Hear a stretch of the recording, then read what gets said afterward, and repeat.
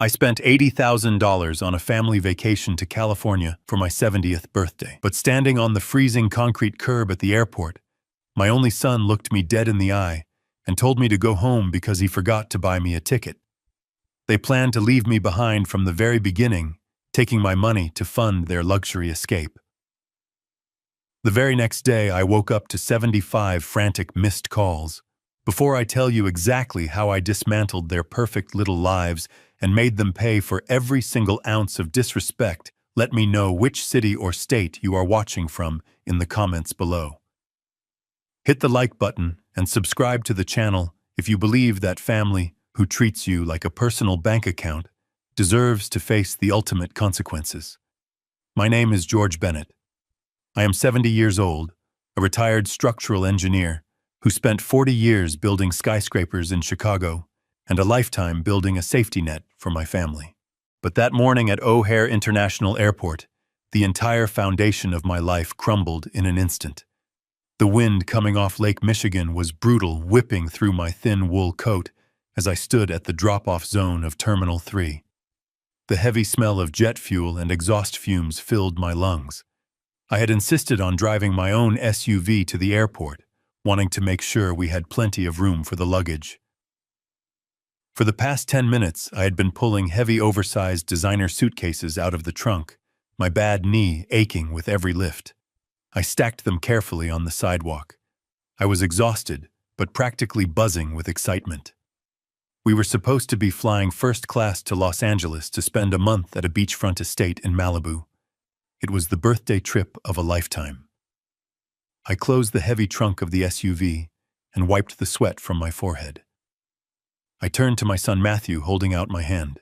I asked him to pull up my boarding pass on his phone so we could go inside and check the bags. Matthew froze. He was 38 years old, wearing a tailored cashmere sweater paid for by my credit card, but in that moment he looked like a guilty teenager. He refused to meet my eyes. He stared down at the scuffed toes of his expensive leather loafers.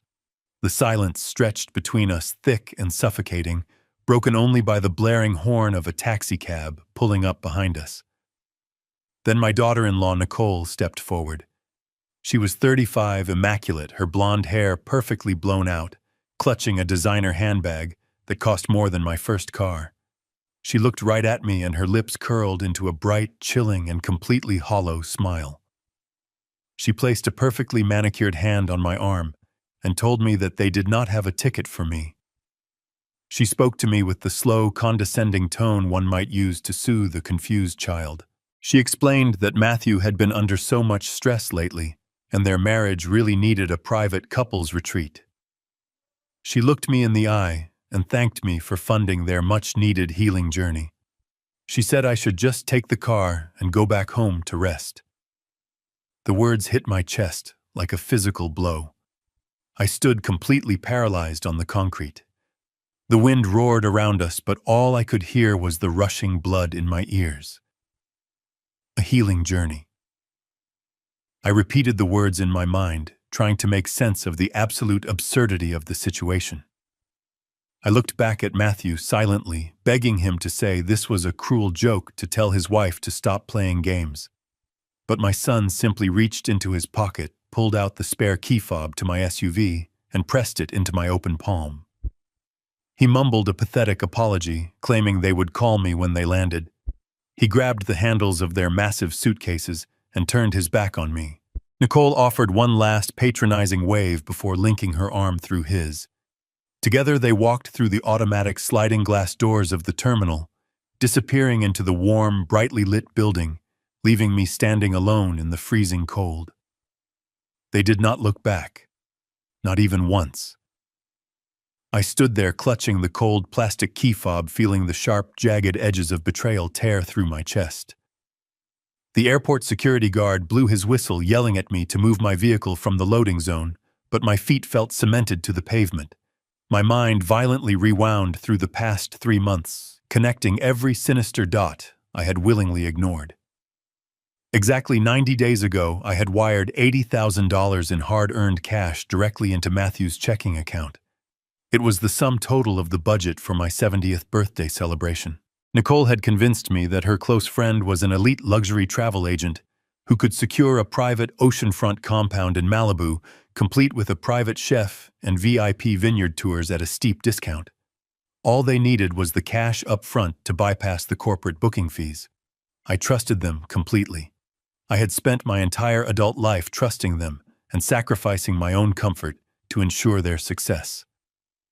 When my wife passed away a decade ago, I threw myself into my engineering firm, working grueling 80-hour weeks to build a small empire of wealth. I paid for Matthew to attend an expensive private university, only for him to drop out in his junior year.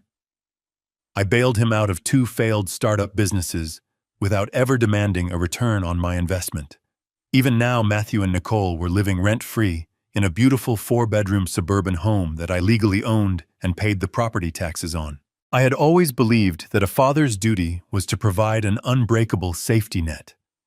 I thought I was buying their love, or at least their basic respect. Instead, I had inadvertently trained them to view me as nothing more than a bottomless ATM, an annoying obstacle attached to a bank account. They had played me for a fool. Nicole had never used a travel agent. The hushed phone calls, the glossy brochures she left on my kitchen counter, the enthusiastic dinner conversations about morning walks on the beach.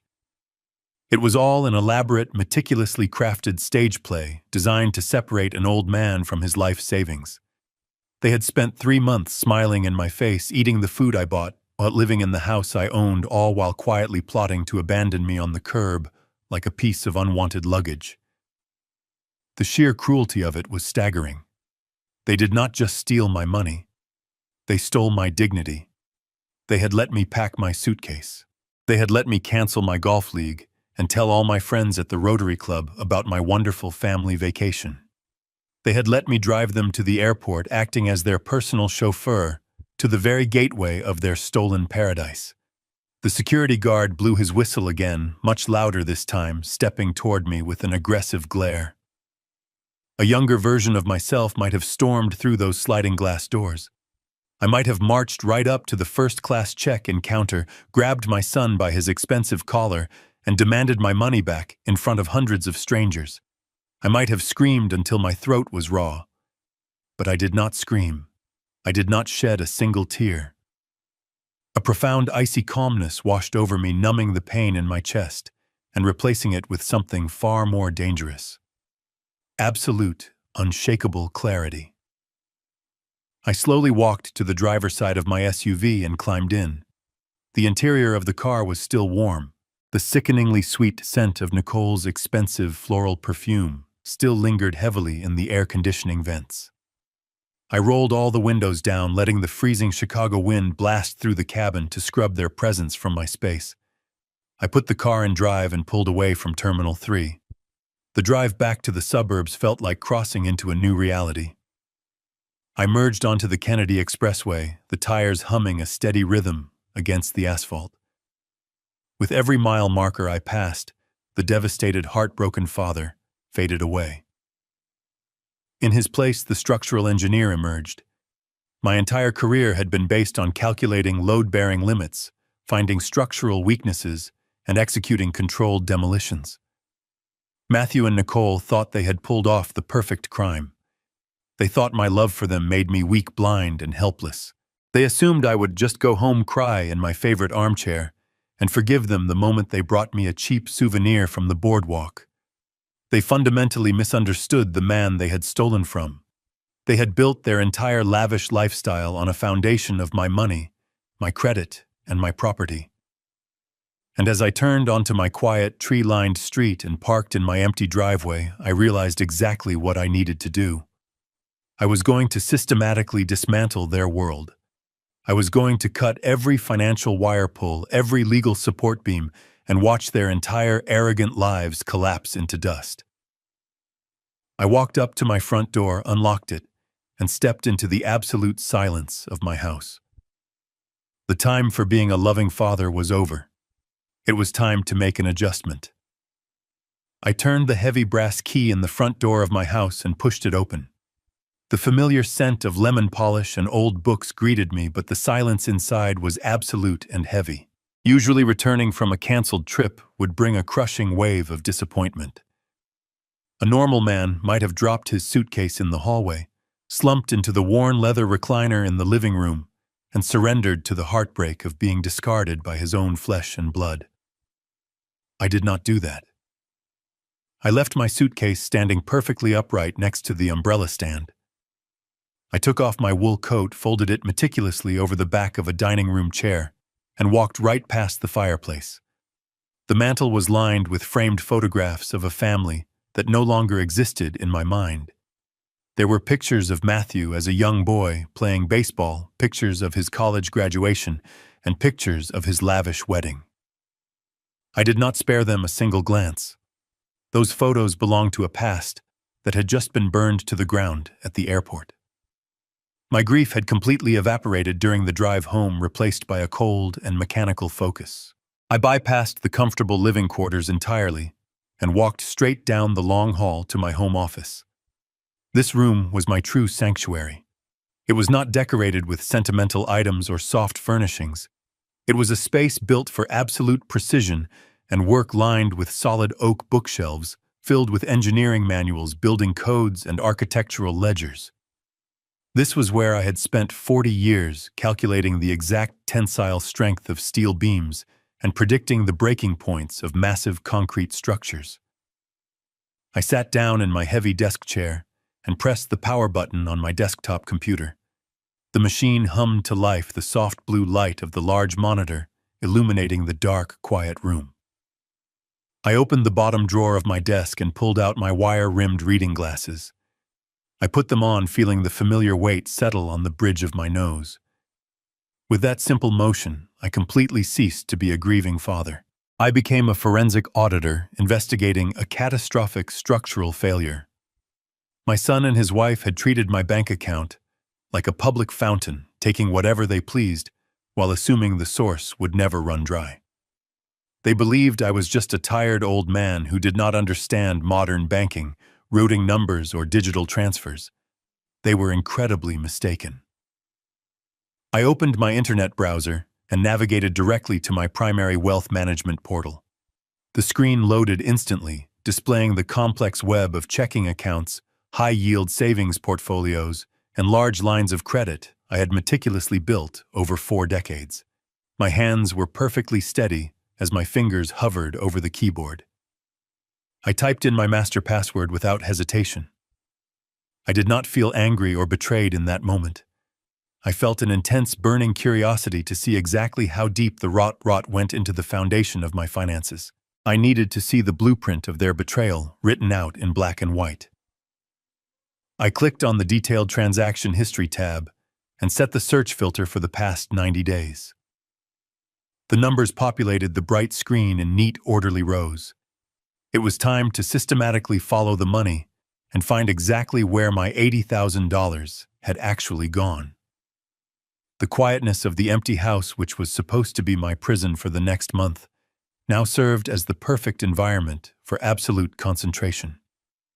I leaned closer to the glowing screen, ready to dissect every single lie they had ever told me. The mechanical keyboard clicked loudly in the silent room. I typed the web address for my private wealth management portal. The screen transitioned to a crisp white login page. I entered my secure username and my 32-character password. The system paused, requiring a 2-factor authentication code.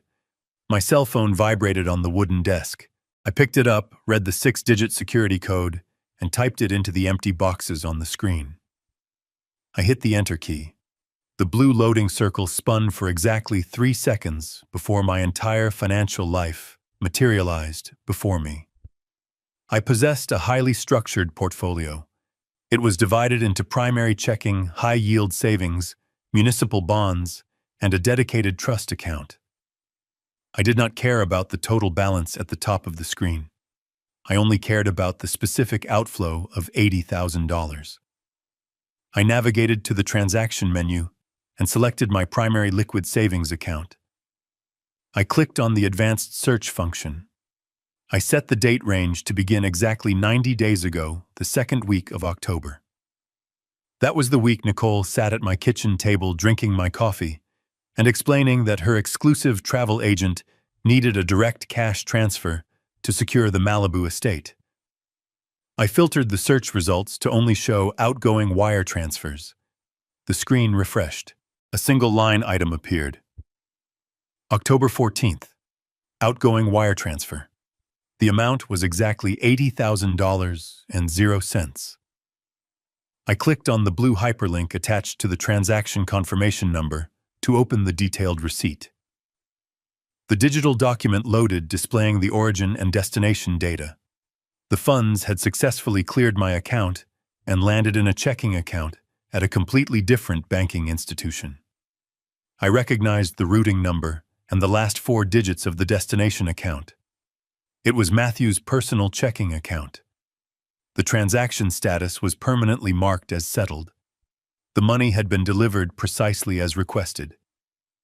If their story had been true that $80,000 would have been immediately forwarded from Matthew's account to a licensed luxury travel agency, I needed to verify if that secondary transaction ever took place. Because I had financially supported Matthew for his entire adult life, I still had access to his banking records as a joint account holder on his oldest checking account. He had opened it during his freshman year of college, and we had simply never removed my name. He likely forgot I still had digital access. I opened a new browser tab. I typed in the web address for his specific bank. I used my legacy login credentials. The system accepted them instantly. Matthew's financial dashboard loaded. It was a chaotic mess of overdraft protection transfers and high credit utilization warnings. I ignored the alerts and went straight to his transaction history. I set the calendar filter to begin on October 14th, the exact day my $80,000 landed in his account. I hit search. The data populated instantly. I saw the massive deposit appear in green, my hard-earned money sitting in his digital ledger. I then began scrolling down, tracing every single outgoing payment from that day forward. I was looking for a massive wire transfer to a travel agency. I was looking for a corporate booking fee. I read line after line of his daily spending. October 15th. An $800 charge at a high-end steakhouse downtown. October 16th. A $2,000 charge at a luxury boutique for women's shoes. October 18th. A car payment for a European sports sedan. But then I found the anomaly. On October 20th, there was a massive outgoing wire transfer. But it was not for $80,000. It was for exactly $65,000. And the recipient was not a travel agency. I clicked on the wire transfer confirmation code to pull up the destination details. The money had been sent to a private wealth management institution known for handling offshore shell corporations. The recipient name was listed as Emerald Horizon Limited Liability Company. I opened a 4th browser tab and accessed the Public Business Registry database for the state of Delaware. I typed in Emerald Horizon. The search results generated a digital incorporation document filed just 2 weeks before I handed over my money. I scrolled down to the bottom of the legal filing to find the registered agent. The name printed in bold black letters was Nicole Bennett. The scope of the fraud crystallized on my glowing monitor. They did not just spend my money on expensive dinners. Nicole had meticulously orchestrated a corporate shell game. She had convinced me to hand over cash under the guise of a vacation, funneled the majority of it into a private offshore entity completely under her control, and left the remainder in Matthew's checking account for their daily luxury expenses. They had systematically laundered my birthday fund into their own private wealth reservoir. But this raised a critical structural question. If they hid the cash in a shell company, how did they actually pay for the first-class plane tickets and the beachfront estate in Malibu? The airline and the property managers would have demanded payment up front. They could not have booked the trip with empty promises. There had to be another financial mechanism at play. I leaned back in my chair, staring at the ceiling of my office, letting the problem turn over in my mind. Then the answer hit me with terrifying clarity. I sat forward and closed the tab for Matthew's checking account. I opened another tab and navigated to the American Express portal. I hold a premium platinum account with an exceptionally high credit limit built upon 40 years of perfect payment history. 10 years ago, when Matthew was struggling to launch his first business, I issued him a gold card attached to my primary account. He was an authorized user. I paid the bill every month in full to protect my credit score, but I rarely checked his specific line items, trusting him to only use it for absolute emergencies. I logged into the American Express dashboard. I navigated to the statement section and clicked on the drop-down menu to isolate the charges made solely on the authorized user card with Matthew's name on it. I set the billing cycle to October. I downloaded the digital portable document format statement. The file opened on my screen. I bypassed the summary page and went directly to the itemized list of charges. There it was. The data formed a perfect, devastating picture. On October 22nd, 8 days after I wired them the cash, a charge appeared on Matthew's authorized credit card. The merchant was listed as Pacific Coast Luxury Rentals. The amount was $35,000. 3 days later, another charge appeared. The merchant was a major commercial airline.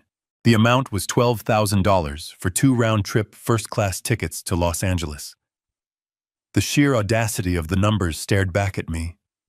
The structural integrity of their lie was completely exposed. They did not use my $80,000 to book the trip. They kept my cash entirely for themselves, hiding it in a corporate shell account. Then they turned around and used my own credit card, the one I paid off every single month from my own checking account, to actually book their private getaway. I had effectively paid for their vacation twice. I had handed them $80,000 in pure liquid cash, and I had unknowingly absorbed another $47,000 in credit card debt to send them to the beach without me. I did not gasp. I did not slam my fists on the mahogany desk. I simply highlighted the fraudulent charges on the digital document and saved the file directly to my encrypted hard drive. I downloaded the November statement. I downloaded the December statement. I captured every single piece of digital evidence proving their massive financial exploitation. The numbers were irrefutable. They had engineered a flawless system to drain my resources while smiling to my face. I sat in the quiet glow of the monitor. The financial investigation was complete. The data had provided the exact blueprint of their betrayal.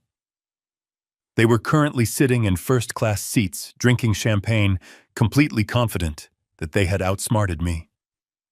They believed the stolen cash was safely secured in Nicole's secret company, and the credit card bill would just be automatically paid from my accounts at the end of the month, as it always was. They relied on my blind trust to execute their theft, but that trust was now permanently shattered, replaced by cold, calculated data. I closed the document reader. I cracked my knuckles. The investigation phase was officially over. The data had given me everything I needed to begin the demolition. I sat frozen in the pale light of the computer monitor. The name printed on the Delaware Corporate Registry document was Nicole Bennett. My daughter-in-law was not just a greedy woman with a taste for expensive handbags. She was the registered agent and sole owner of Emerald Horizon Limited Liability Company. The $65,000 that had vanished from my son's checking account had not gone to a luxury travel agency. It had been swallowed by a corporate ghost, a financial black hole designed specifically to hide my money from me. The sheer scale of the premeditation began to settle over my shoulders like a heavy lead blanket. This was not a sudden lapse in judgment. This was not a crime of opportunity committed by a desperate couple. This was a meticulously engineered heist, planned out weeks in advance, executed right in my own kitchen. I closed my eyes and pictured Nicole sitting at my dining room table 3 months ago. I remembered the exact tone of her voice, the bright and innocent enthusiasm, as she talked about securing the perfect birthday trip for me. She had looked me right in the eye, poured me a cup of black coffee, and smoothly asked for $80,000 in liquid cash to bypass corporate booking fees. I had smiled. I had thanked her for taking the initiative. I had walked into my local bank branch the very next morning and wired the funds completely blind to the trap she had set. I needed to tear down the rest of the illusion. I needed to see exactly how she had constructed the phantom travel agent to steal the cash outright. I opened a new browser window and logged into my personal email account. I typed the word Malibu into the search bar. Dozens of emails populated the screen, all forwarded to me by Nicole over the past 90 days. I clicked on the oldest message. It was the initial proposal from the supposed luxury travel concierge. The sender name was listed as Julianne at Pacific Crest Voyages. I read the text of the email again. It was beautifully written, filled with vivid descriptions of sunset wine tastings, private chefs, and oceanfront balconies. At the time, I had been so touched by the effort. Now reading the words with clear eyes, I recognized the precise, overly curated language. It sounded exactly like the promotional copy Nicole used to write for her freelance graphic design clients. I hovered my mouse cursor over the sender address. The email originated from a domain name called pacificcrestvoyages.com. I opened another tab and accessed a public internet domain registry database. I typed the web address into the search field and hit the enter key. The system pulled up the registration records for the website. The creation date was October 1st. That was exactly 3 days before Nicole came to my house to pitch the vacation idea. The website had not existed before that week. It was a digital cardboard cutout, a fake storefront propped up just long enough to steal my money. I clicked on the technical details of the domain registration. It had been purchased through a cheap, anonymous internet hosting provider for exactly $12. I then searched for the phone number listed at the bottom of the forwarded emails. I typed the 10-digit number into a reverse phone lookup directory. The results confirmed my darkest suspicions. It was not a landline connected to a corporate office in Beverly Hills. It was a disposable internet voice protocol number, the kind you can generate for free using a smartphone application. There was no Julianne. There was no Pacific Crest Voyages. Every glossy brochure Nicole had left on my kitchen counter had likely been designed by her own hand on her laptop, printed on expensive paper at a local copy shop to make the lie feel tangible. She had created an entire fake company, complete with a functioning email address and a custom logo solely to convince a 70-year-old man to part with his life savings. The travel agent was a complete fabrication, a ghost entirely conjured by my daughter-in-law to rob me blind. And my son Matthew was either the most oblivious man on the planet or a completely willing accomplice. Given that the $80,000 had first landed in his personal checking account before being funneled into the shell company, I knew he was fully aware of the theft. He had watched the money arrive. He had authorized the outgoing wire to his wife's secret business. He was just as guilty, just as rotten as the woman he married. The true scope of the scam was absolutely devastating. I sat back in my heavy leather chair, letting the mechanical precision of their theft wash over me. They had stolen $80,000 in pure cash. They had hidden $65,000 of it in an offshore shell account, likely intending to use it as a down payment on a new luxury home or to fund her failing design business without my knowledge. They had left $15,000 in Matthew's checking account to cover their daily extravagant expenses, the expensive steak dinners, and the designer shoes I had seen on his bank ledger. But they still needed to actually go on the vacation to maintain the lie. They needed to board a plane and fly to California so I would not get suspicious and come looking for them at their house. So they committed the second layer of the fraud. They used the authorized American Express card bearing my name. They charged $47,000 to my credit line to pay for their first-class tickets and a smaller but still luxurious beachfront rental for just the two of them. They had effectively doubled the financial damage. I was out $80,000 in cash, and I was about to be billed another $47,000 for a trip I was explicitly banned from taking. The psychological cruelty of it was almost harder to process than the massive financial loss. They did not just steal from me from a distance. They involved me in the daily theater of my own robbery. They had made me pack a suitcase. They had made me cancel my social engagements and brag to my friends about my wonderful, generous family. They had actually allowed me to drive them to O'Hare International Airport. They had sat in the back of my car laughing and talking about the sunny weather in Los Angeles, knowing full well they were about to leave me standing on the freezing concrete curb. They had squeezed every single drop of utility out of me, using me as a free chauffeur for the final leg of their grand heist. The level of sociopathy required to execute a plan like that against a family member was staggering. They had no empathy. They had no conscience. They viewed me entirely as a resource to be harvested and discarded the moment I ceased to be useful. I looked at the framed photograph of Matthew sitting on the edge of my bookshelf. It was taken on his 10th birthday. I remembered buying him a new bicycle, remembered running behind him down the sidewalk, holding the seat until he found his balance. I had spent my entire life trying to keep him steady, trying to build a world where he would never have to struggle. I had succeeded, but in doing so, I had created a monster of absolute entitlement. I had funded his weakness until it mutated into cruelty.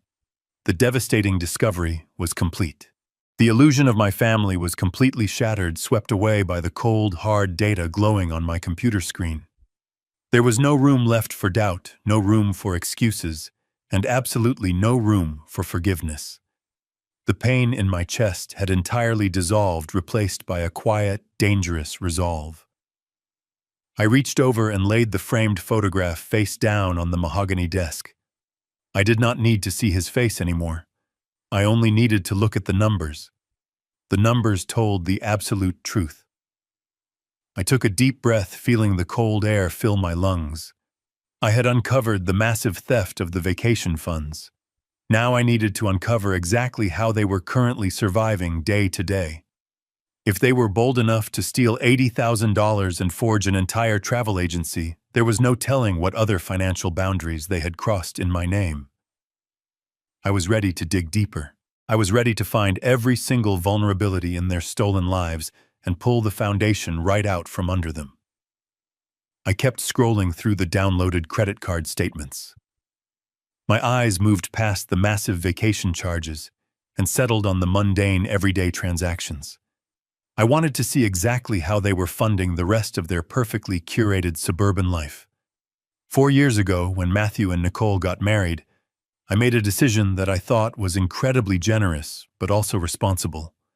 I owned a beautiful 4-bedroom house in a quiet neighborhood just 20 minutes away. I allowed them to move in. I paid the annual property taxes and the overarching insurance policies. But to teach Matthew a sense of financial responsibility, I required him to pay a flat fee of $2,000 a month to cover the remaining mortgage balance and basic maintenance. It was less than half of what rent would cost for a comparable property in that area. He was supposed to transfer that money directly into a dedicated property management account I had set up at a local credit union. Every month for 4 years, I saw a deposit of $2,000 appear in that account. I had been proud of him for finally managing his obligations. Now, staring at the itemized list of charges on my own credit card, that pride turned to absolute disgust. I noticed a recurring charge on the 4th day of every single month. The merchant name was a third-party digital payment processor. The amount was exactly $2,060. The extra $60 was the 3% convenience fee charged by the processor for using a credit card. I opened a new browser tab and logged into the property management account at the credit union. I cross-referenced the deposit dates with the credit card charges. They matched perfectly. Every single month for the past 4 years, Matthew had not been using his own income to pay his living expenses. He had been using this credit card bearing my name to pay the mortgage on the house that I owned. He was taking my credit, incurring a convenience fee, and transferring the balance right back to my bank account. I was effectively paying my own mortgage using my own line of credit, while Matthew lived completely free of charge. He had never taken responsibility for anything. He had simply found a clever way to mask his parasitism using digital payment applications. The sheer laziness of the scheme was infuriating. I scrolled further back into the archives of the credit card statements. The pattern continued relentlessly. The electric bills for their house were paid with my card. The water bills were paid with my card. The weekly grocery deliveries from expensive organic markets, the streaming service subscriptions, the premium car wash memberships, all of it was seamlessly billed to the authorized card. They were not just stealing a vacation. They had systematically integrated my financial lifeblood into their own veins, draining me daily to maintain an illusion of wealth they had not earned. Nicole was parading around their neighborhood, playing the successful designer, and Matthew was playing the thriving businessman. But underneath the expensive clothes and the luxury cars, they were nothing but leeches attached to an old man they secretly despised. I sat back in the quiet glow of my office and let the final remnants of my paternal instinct wither and die. For 38 years, I had made excuses for my son.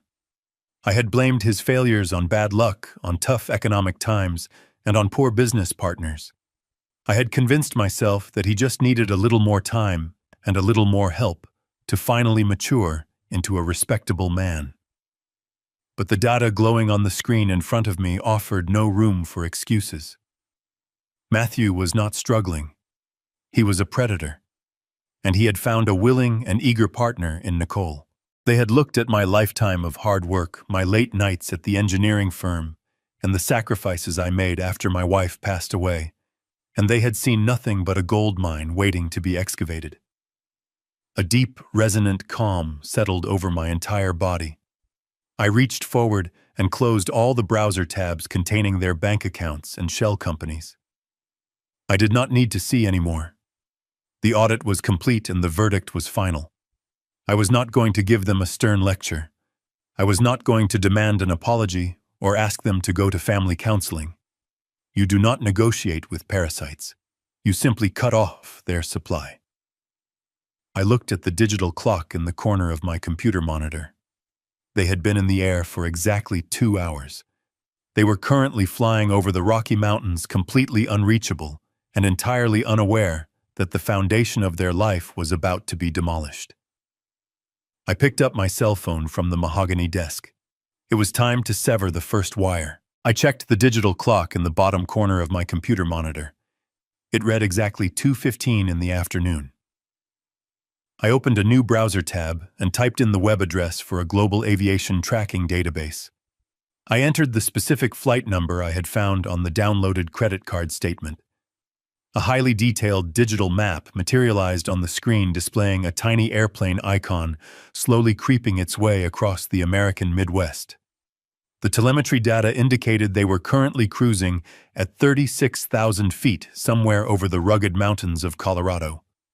They were entirely encapsulated in a pressurized metal tube hurtling through the thin atmosphere at 500 miles per hour. They had absolutely no internet access, no cellular phone reception, and no possible way to contact the outside world for at least another 2 hours. It was the perfect tactical window. They were completely isolated and entirely vulnerable. I picked up my cell phone from the smooth mahogany surface of my desk. The screen was completely blank, devoid of any text messages or missed calls from my son. He had casually promised to call me when they landed, a hollow and patronizing gesture meant to keep the foolish old man pacified. I unlocked the phone and opened my digital contacts list. I did not dial his number. Instead, I reached into my leather wallet, pulled out my heavy metal platinum credit card, and typed the premium customer service number printed on the back into my keypad. I pressed the green call button and raised the phone to my ear. The line rang exactly one time before the automated system picked up. A polite, pre-recorded voice thanked me for being a loyal member since 1984 and asked me to state the purpose of my call. I spoke clearly and firmly into the receiver. I said I needed to report a stolen card and permanently freeze an entire account. The system immediately transferred me. There was no irritating hold music, no waiting in a long automated queue. As a premium tier cardholder with a massive financial footprint, my calls were routed directly to the elite corporate security team. A live representative answered within seconds. Her name was Sarah, and she spoke with a crisp, highly professional tone. She asked for my full legal name and the primary account number. I recited the 16 digits flawlessly from memory. She then moved through the mandatory corporate security protocols. She asked for my date of birth, the last 4 digits of my social security number, and the answer to my private security question. I provided every single piece of information with absolute precision. My voice did not shake. My breathing was slow and incredibly measured. I was not a panicked victim calling to report a lost wallet. I was a man executing a highly calculated financial maneuver. Sarah confirmed my identity and thanked me again for my 40 years of flawless membership. She asked me which specific card I needed to report as stolen. I told her it was the secondary gold card, the one specifically issued to the authorized user named Matthew Bennett. I explained that the physical card had been severely compromised and that highly fraudulent charges had been deliberately made over the past 90 days. Sarah changed her tone, instantly shifting from polite customer service to serious corporate fraud prevention. She informed me that she would instantly deactivate the physical piece of plastic. I stopped her right there. I told her that deactivating the physical plastic was nowhere near enough.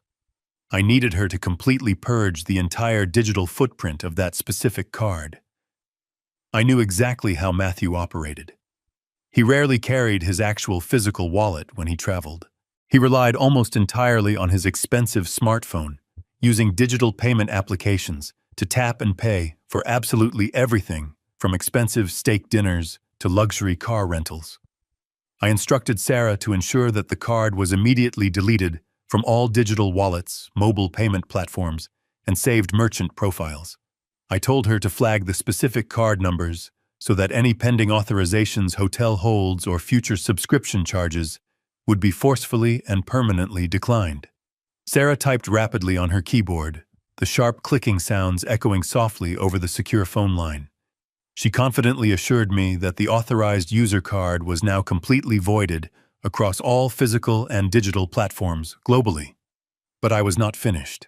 I knew that simply canceling his card might trigger an automated courtesy email from the bank offering to expedite a replacement card to his home address, or allowing him to access the primary account through a digital verification loop.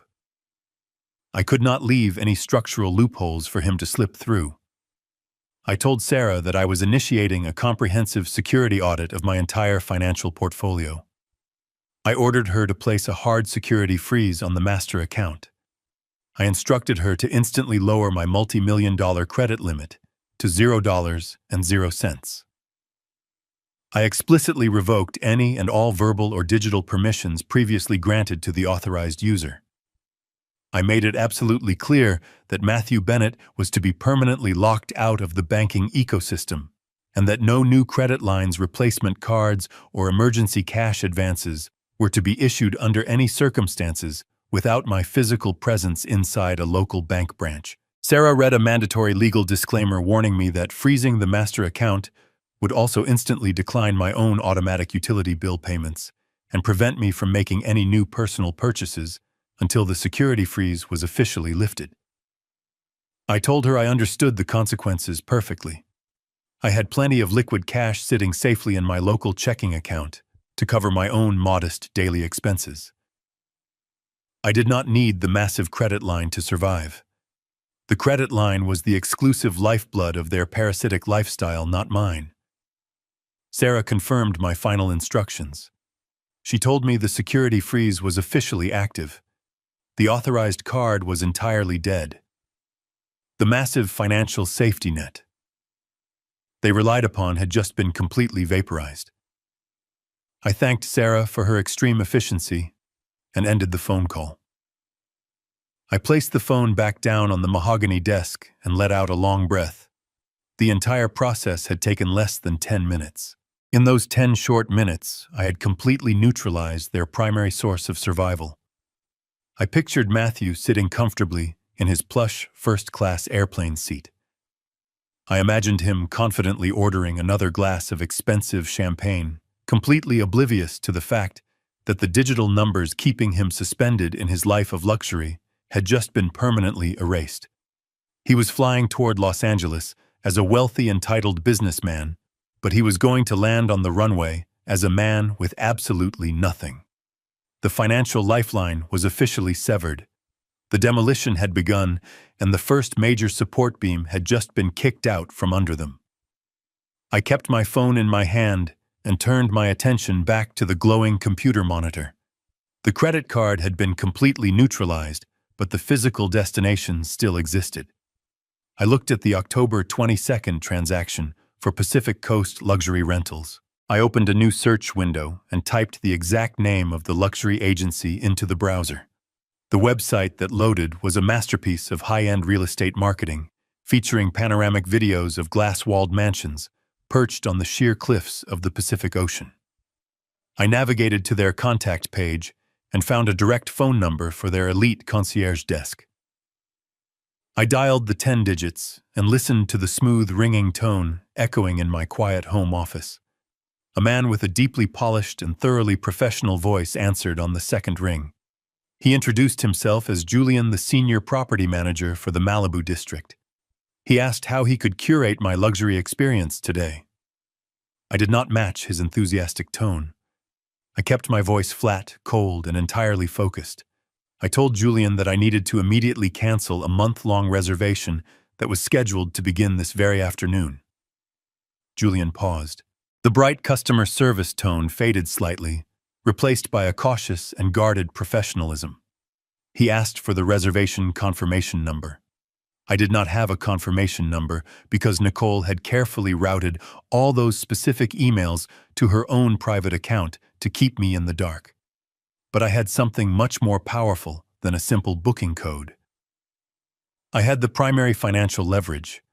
I told Julian I did not have the specific booking code in front of me, but I could provide the exact date of the transaction, the total amount billed, and the complete credit card details used to secure the property. I gave him my full legal name, George Bennett. I heard the soft, rapid clicking of a high-end mechanical keyboard on his end of the line. A few moments later, Julian confirmed he had located the digital file. He noted that the primary guests listed on the arrival manifest were Matthew and Nicole Bennett. He politely explained that company policy usually required the primary registered guest to initiate any modifications or cancellations to the itinerary. I stopped him immediately. I spoke with the quiet, heavy authority of a man who had spent 40 years managing multi-million-dollar construction contracts. I explained that while Matthew and Nicole were listed as the arriving guests, the entire $35,000 balance had been charged to a premium credit card bearing my exact legal name as the primary account holder. I told him he could verify this reality by matching the billing address on the original transaction to my current registered residence in Chicago. Julian placed me on a brief hold to consult with his management team. The line went completely silent. I waited patiently, watching the second hand sweep across the face of my wristwatch. I imagined Matthew and Nicole sitting in their spacious airline seats, eating warm roasted nuts, entirely ignorant of the conversation happening on the ground below them. When Julian returned to the phone, his tone had shifted entirely to complete compliance. He confirmed that since my name and my credit profile were the sole financial guarantors of the massive transaction, I possessed the absolute legal authority to modify or terminate the rental contract. He then transitioned into a very delicate and serious warning. Julian carefully explained that canceling a $35,000 reservation on the actual day of arrival triggered their most severe financial penalty clauses. The sprawling oceanfront property had been taken off the open market for an entire month, specifically to accommodate my family. He warned me that if I proceeded with a same-day emergency cancellation, I would legally forfeit 80% of the total cost. I would only receive a $7,000 refund, and I would lose $28,000 instantly. He asked if I needed time to reconsider given the extreme financial loss I was about to incur. Julian waited for me to react to the massive penalty. A younger man or a man driven purely by panic might have hesitated.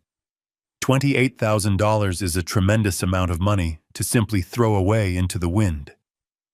But I was not looking at this situation as a lost family vacation. I was looking at this as the unavoidable cost of a controlled demolition. In structural engineering, sometimes you have to detonate a highly expensive framework to prevent a much larger catastrophe from spreading to the rest of the foundation. Absorbing that massive cancellation fee was the necessary price I was completely willing to pay to sever their safety net forever. I did not waver for a single second. I told Julian that I fully understood the strict terms of the agreement, and I explicitly authorized the 80% penalty without any hesitation. I instructed him to process the cancellation immediately and refund the remaining 20% back to the original method of payment, which was now safely frozen under my total control. I needed to be absolutely certain there were no remaining security vulnerabilities at the actual property. I asked Julian to confirm exactly how the physical estate access was managed. He explained that the front gates and the main doors of the mansion were secured by a highly advanced digital smart lock system. A unique entry code had been automatically generated by their servers and emailed directly to Nicole yesterday evening. The digital code was scheduled to activate at exactly 4:00 o'clock Pacific Standard Time today. I told Julian that under no circumstances were Matthew and Nicole allowed to step foot on that property. I instructed him to immediately wipe their access code from the smart lock server. Furthermore, I told him to contact the physical security patrol team for that specific gated community and place Matthew and Nicole Bennett on the permanent unauthorized entry list. I wanted the heavy iron gates completely sealed against them. Julian assured me that the digital access code had already been permanently voided from their system the exact moment I authorized the cancellation. He promised to notify the neighborhood security team immediately to ensure no trespassers would be permitted past the guardhouse. I then gave him one final strict instruction. I told him to put the oceanfront estate right back on the open market at a heavily discounted daily rate. I wanted the property rented out to completely different people by the time the sun went down. I wanted strangers swimming in that private infinity pool and sleeping in that master bedroom when my son finally arrived at the gate. Julian agreed, noting that a significantly discounted beachfront property in Malibu would likely be booked by another eager family within the hour. Julian thanked me for my clear instructions and promised to email the final cancellation receipt to my personal email address. I hung up the phone and placed it gently on my desk. 2 minutes later, my desktop computer chimed with an incoming email notification.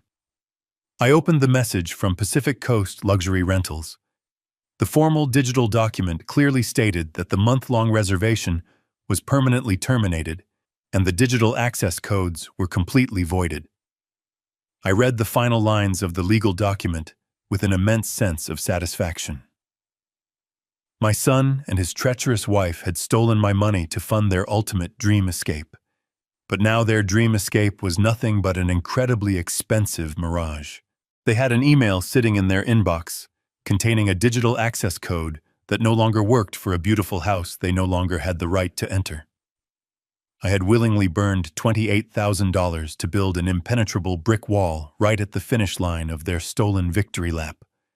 The trap was now fully constructed and armed.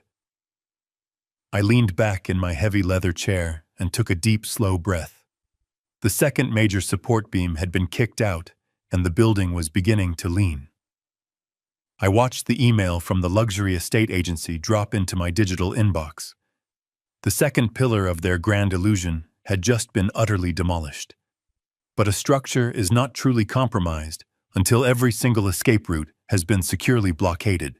I turned my attention back to the portable document format file containing my downloaded credit card statement. I scrolled past the massive $35,000 charge for the Malibu estate and highlighted the next major fraudulent transaction. It was a charge for exactly $12,000 from a major commercial airline. The billing line item contained the specific 13-digit electronic ticket numbers. I highlighted the numbers, copied them to my digital clipboard, and opened a new tab on my internet browser. I navigated to the official website of the airline. The homepage featured a bright, cheerful advertisement for tropical vacations, a sharp contrast to the cold and mechanical task I was about to perform. I clicked on the section labeled Manage My Booking. The system prompted me to enter the passenger name and the confirmation code, or ticket number. I typed my son's last name into the required field and pasted the 13-digit number I had copied from the credit card statement. I pressed the Enter key. The airline server processed the request for a few seconds before generating the complete travel itinerary on my glowing screen. I read the flight details with a deep and quiet sense of satisfaction. They had spared absolutely no expense when spending my money. They had booked 2 first-class suites on a direct flight returning from Los Angeles to Chicago exactly 30 days from today. The booking included premium lounge access, expedited security clearance, and priority baggage handling. It was the absolute pinnacle of luxury travel designed to cap off a month of stolen paradise. I moved my computer mouse and hovered the cursor over the bright red button at the bottom of the screen labeled Cancel Reservation. I clicked the button. A secondary screen popped up displaying a standard warning message. It asked me if I was absolutely certain I wanted to cancel this booking. It informed me that because these tickets were purchased as fully refundable premium fares, the entire $12,000 balance would be immediately credited back to the original method of payment. The irony of their arrogance was almost beautiful. If they had purchased cheap economy tickets, I might have had to fight the airline for a partial refund. But because they insisted on stealing the most expensive and flexible first-class tickets available, they had made it incredibly easy for me to claw my money back. They had built their own trap with the highest quality materials. I checked the small confirmation box at the bottom of the screen to agree to the cancellation terms. I took a deep breath, savoring the absolute stillness of my home office, and firmly clicked the Submit button. The screen refreshed instantly.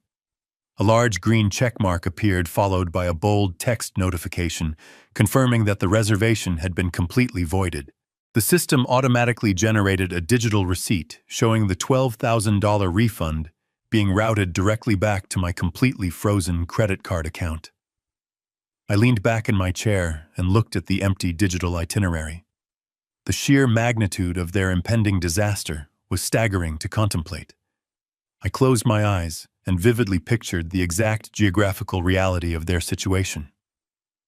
Matthew and Nicole were currently flying over the western United States, completely insulated, in a luxury cabin, drinking expensive wine and dreaming about the ocean breeze. In approximately 2 hours, that airplane would touch down on the runway at Los Angeles International Airport. They would smile, gather their expensive carry-on bags, and confidently stride off the aircraft. But the moment they stepped foot inside that terminal, the brutal reality of my silent adjustment would begin to crash down upon them.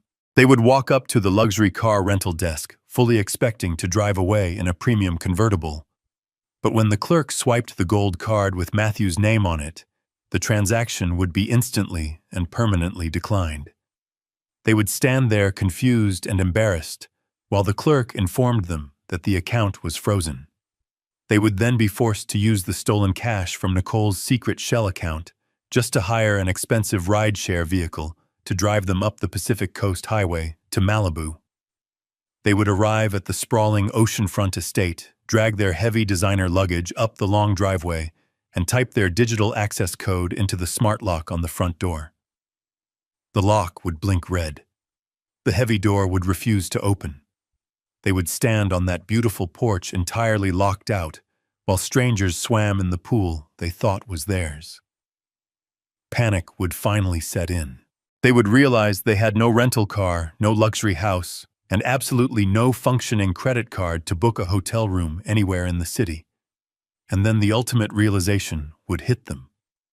They would pull out their phones to check their airline application, desperately looking for a point to just give up and fly back home to Chicago. But when they opened the application, their digital boarding passes would be completely gone. Their first-class return tickets no longer existed. They were entirely stranded 2,000 miles away from home, abandoned on the extreme western edge of the continent, with absolutely no financial safety net to catch them. I had systematically dismantled every single layer of their stolen lifestyle in less than an hour. I had cut off their money, I had burned down their shelter, and I had completely destroyed their only bridge back home. I looked at my hands resting on the smooth wood of my desk. They were perfectly steady. I felt no guilt, no remorse, and no hesitation. My son and his wife had looked at my lifetime of sacrifice and seen nothing but weakness. They had treated me like a foolish old man who existed solely to fund their arrogance. But they had forgotten that a structural engineer knows exactly how to tear a building down just as efficiently as he knows how to build one up. The enemy was now completely stranded. The trap was perfectly sealed. I reached forward and closed the internet browser. The digital execution was finished. Now all I had to do was wait for the fallout. The bright glow of the computer monitor was the only light left in the room. I sat in the heavy leather chair for a few more minutes, just watching the screensaver bounce from corner to corner. The digital demolition was completely finished. I reached forward and pressed the power button on the heavy desktop tower. The machine hummed down into absolute silence, and the screen faded to a deep black reflecting my own tired face back at me. I stood up from the desk and pushed the chair in perfectly straight. I walked out of the home office and turned off the overhead light switch, leaving the room completely dark. The financial records, the canceled tickets, and the frozen credit accounts were all securely locked away. My work in there was entirely done. I walked slowly down the long hallway toward the main living room. The hardwood floor was cold beneath my socks. I stopped in front of the small wooden table near the front door.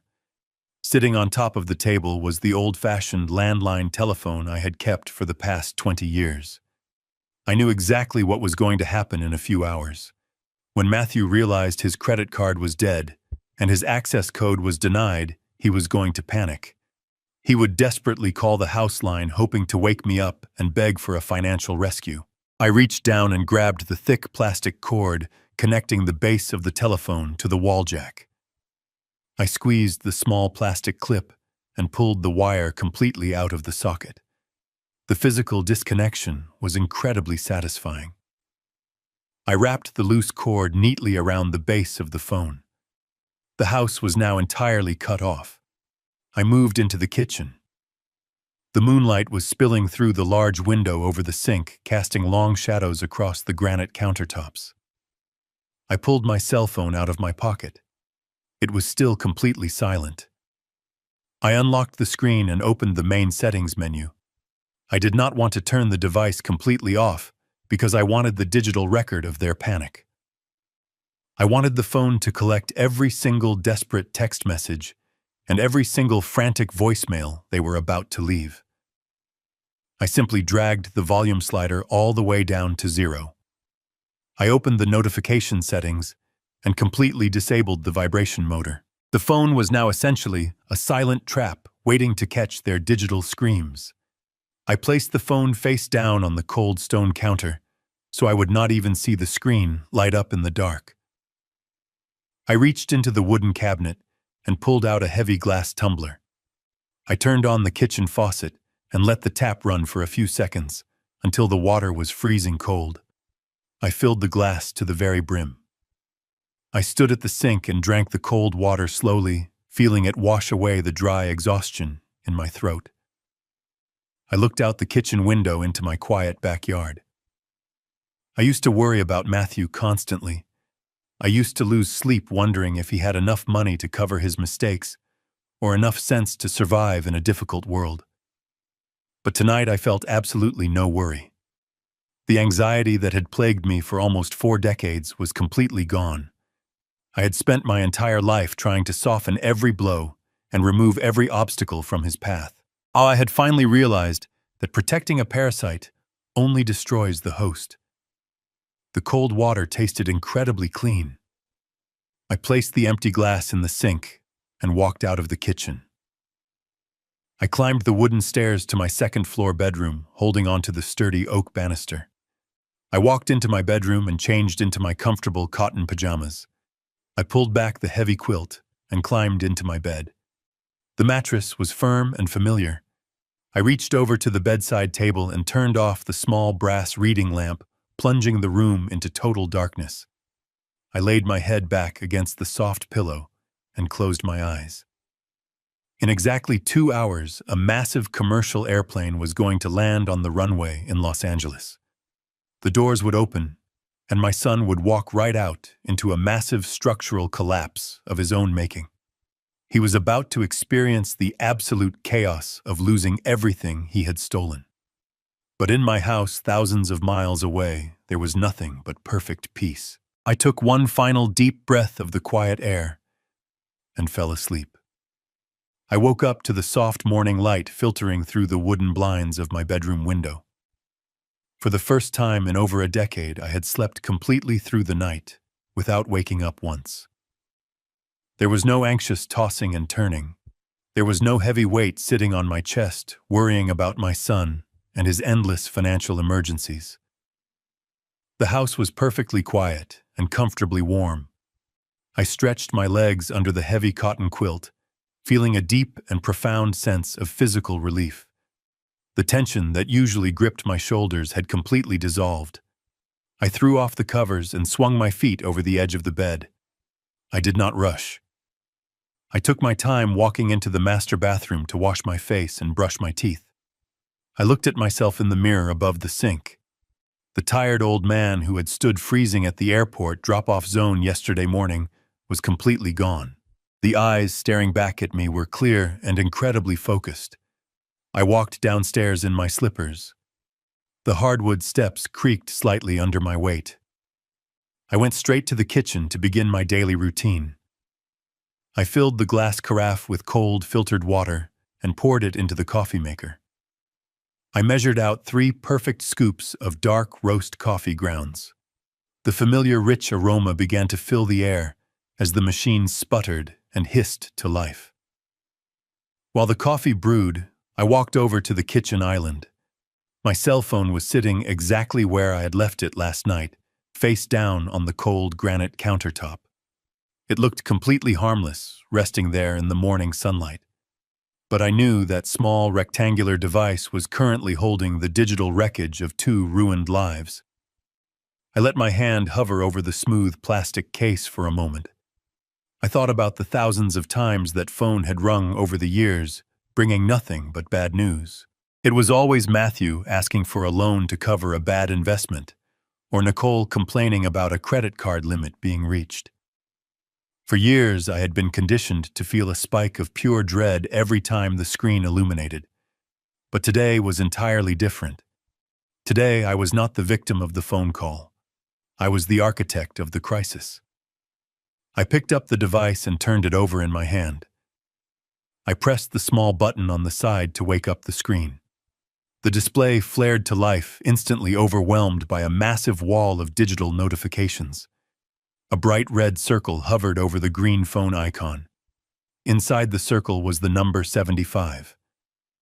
Matthew had called me exactly 75 times between the hours of midnight and 6 in the morning. I scrolled through the chronological call log. The desperation was perfectly documented in the timestamps. The first call came in at 12:15 in the morning, which would have been exactly when they arrived at the luxury car rental desk at the Los Angeles airport. Then there was a brief pause of about 40 minutes.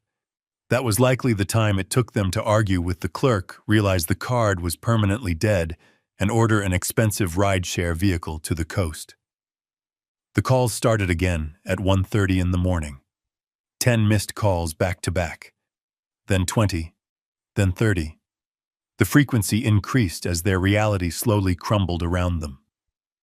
I closed the phone application and opened my text messages. There was a barrage of over 40 unread messages from both Matthew and Nicole.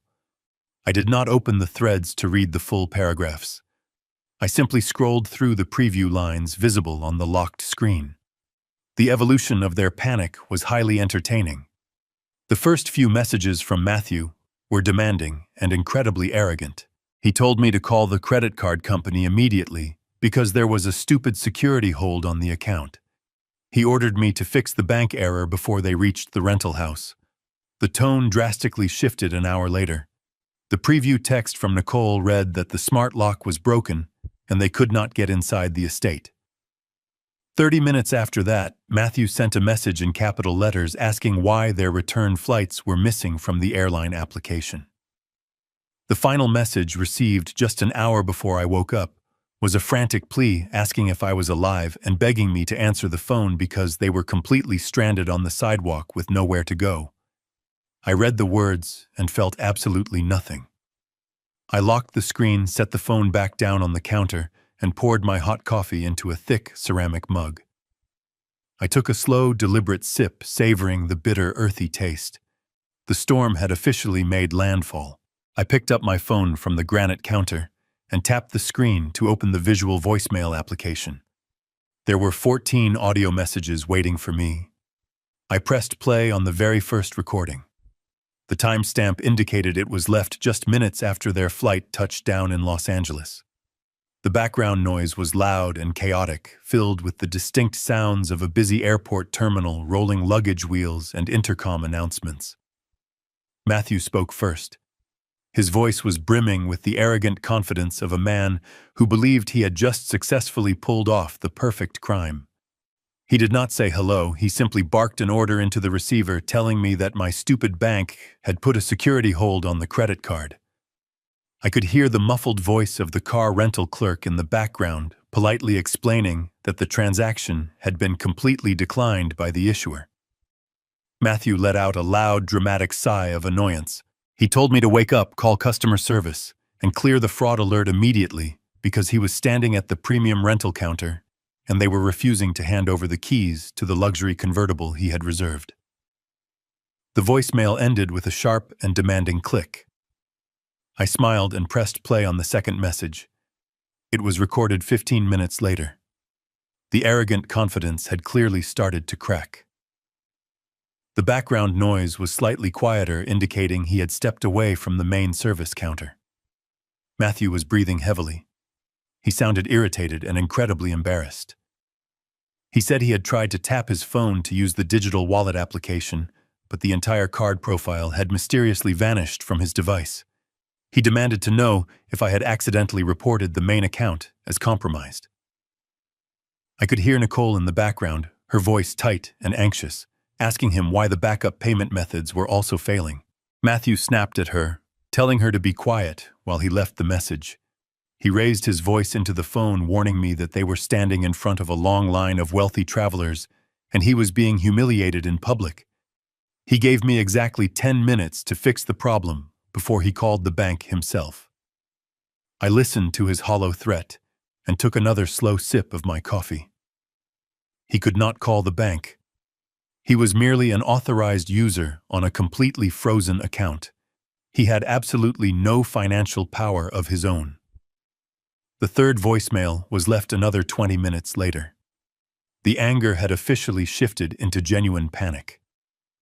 Matthew was no longer demanding anything. He was begging. His voice was high and strained. He explained that the car rental agency had officially canceled his reservation because he could not provide a valid method of payment to cover the massive security deposit. I could hear the unmistakable sound of heavy designer suitcases being dragged across the concrete pavement. They had been forced to leave the premium rental lounge and walk out to the public ride-share pickup zone. Nicole took the phone from him. Her voice was trembling with barely contained rage. She did not bother to sound sweet or patronizing like she had at the airport yesterday. She coldly informed me that my negligence was ruining the first day of their healing journey. She said they were being forced to order a luxury black car service to drive them up the coast to the Malibu estate, and that she was using her own private corporate funds to pay for it. I listened to her lie about the corporate funds, knowing perfectly well she was tapping into the stolen cash she had laundered through her fake travel agency. I let the voicemail play out, feeling a deep sense of satisfaction.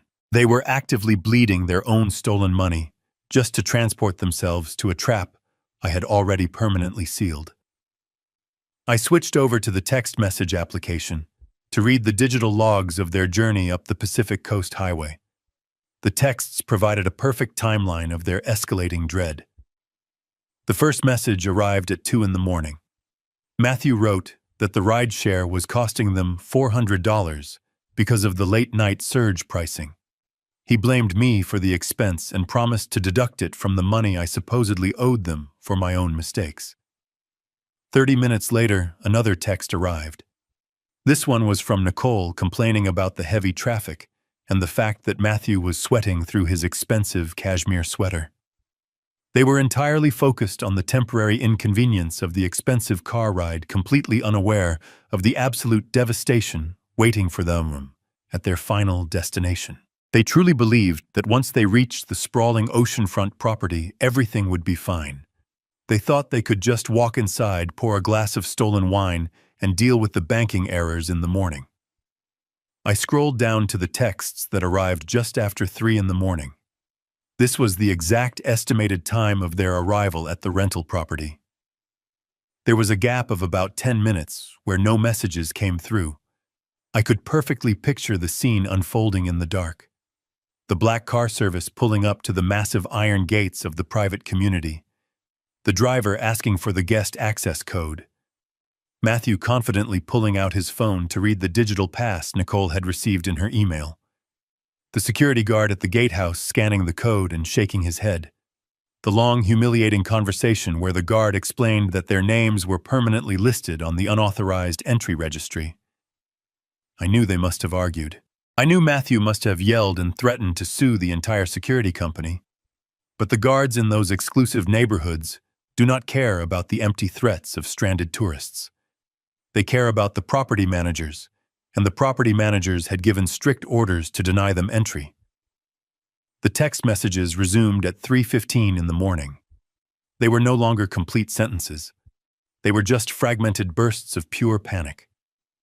Matthew typed that the security guard was refusing to let them through the main gate. He asked if I had received any emails from the travel concierge about a change in the itinerary. 5 minutes later, Nicole sent a message in all capital letters screaming that the guard had threatened to call the local police if they did not move their vehicle away from the private entrance. The ride-share driver, who had already been paid for the trip, clearly refused to wait around while they argued with law enforcement.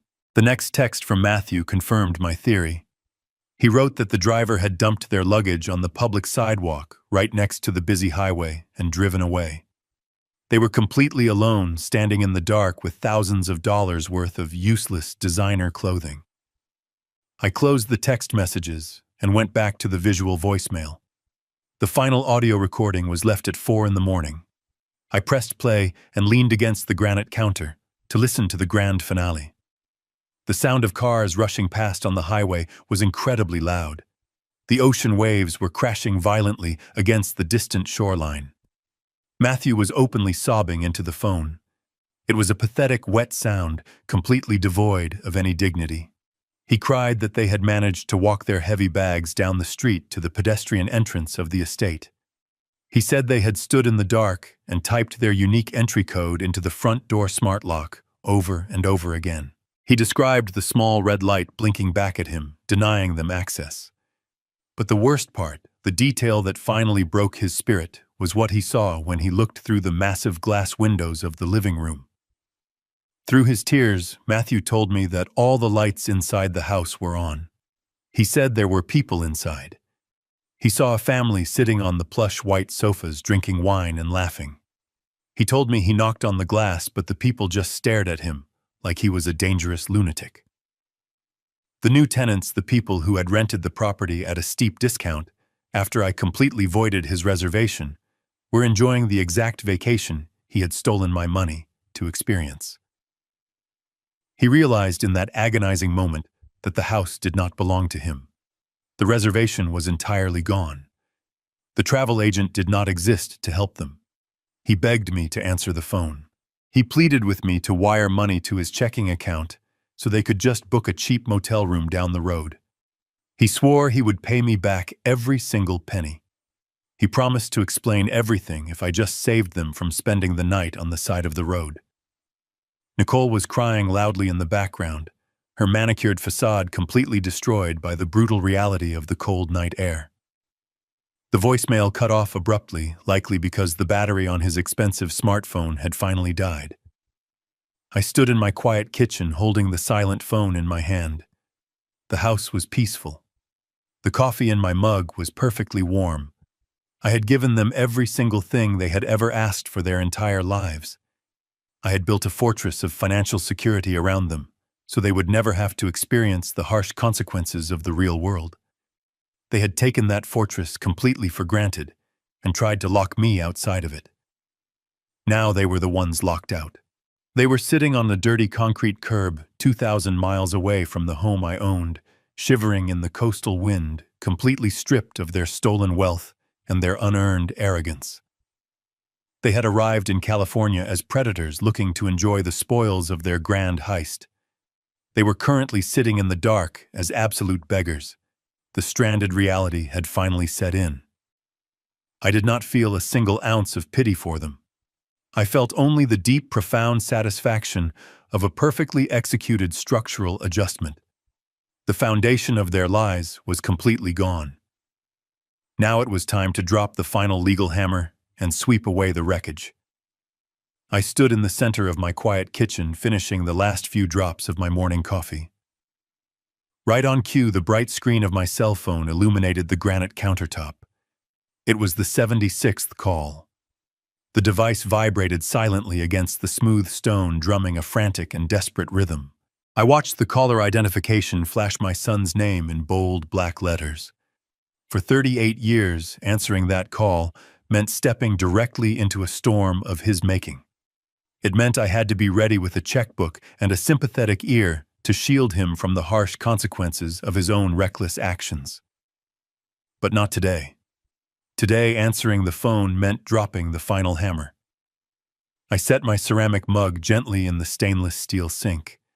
I took a deep, steadying breath, feeling the cool morning air fill my lungs and calm my heart. I reached out, picked up the phone, and swiped my thumb across the glowing green icon to accept the call. I brought the receiver to my ear. I did not say hello. I did not offer a warm morning greeting or ask how his flight was. I simply stood in the absolute quiet of my house and listened to the chaotic reality unfolding 2,000 miles away. The line connected, and the sheer volume of my son's voice forced me to pull the phone a few inches away from my ear. Matthew was practically hyperventilating. He was standing somewhere on the side of the Pacific Coast Highway, screaming over the loud, rushing sound of morning traffic and crashing ocean waves. He launched into a vicious, breathless tirade. He did not ask how I was doing. He did not offer a single word of apology for leaving me standing on the freezing concrete curb at the airport yesterday morning. He instantly began berating me for my supposed financial incompetence. He screamed that my stupid bank had completely frozen his authorized credit card for no reason.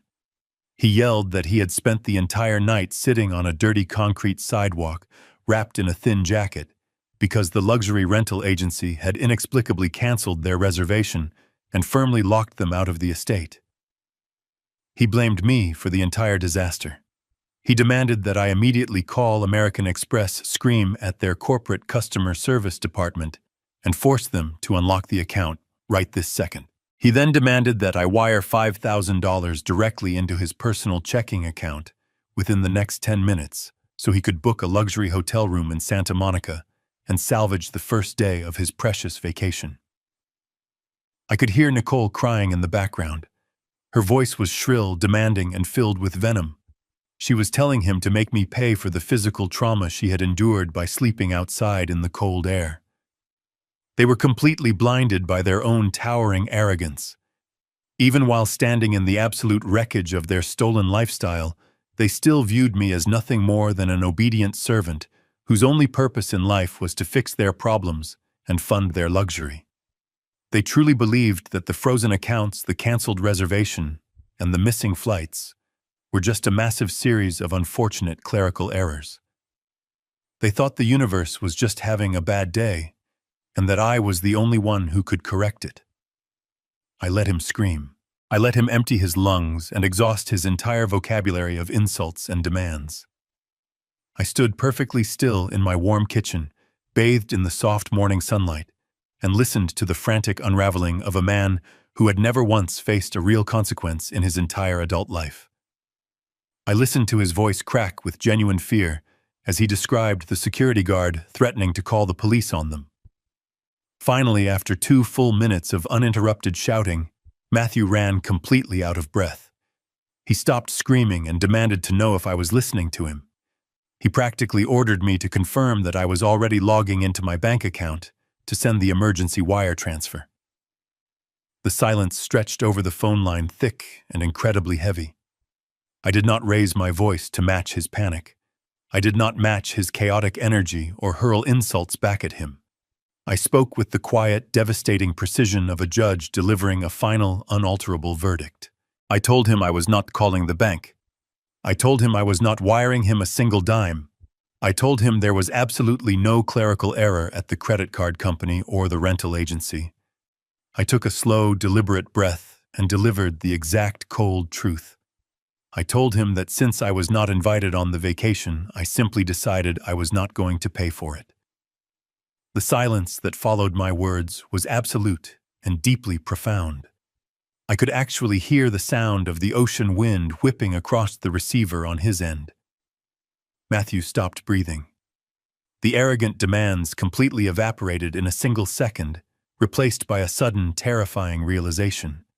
He stammered, his voice shaking, as he asked me what I was talking about. He tried to force a laugh, a nervous, pathetic sound, and told me to stop making stupid jokes because Nicole was freezing and they needed the money right now to get off the street. I completely dismantled his lie piece by piece. I told him I knew exactly where my $80,000 in cash had gone. I told him I knew all about the fake corporate entity called Emerald Horizon Limited Liability Company, registered in the state of Delaware. I told him I knew the luxury travel agent was a complete fabrication designed exclusively by his wife to steal my life savings. I recited the exact dollar amounts of the fraudulent charges he had made on my credit card to pay for his first-class airline tickets and the Malibu estate. I made sure he knew that I had seen the digital blueprints of his massive theft.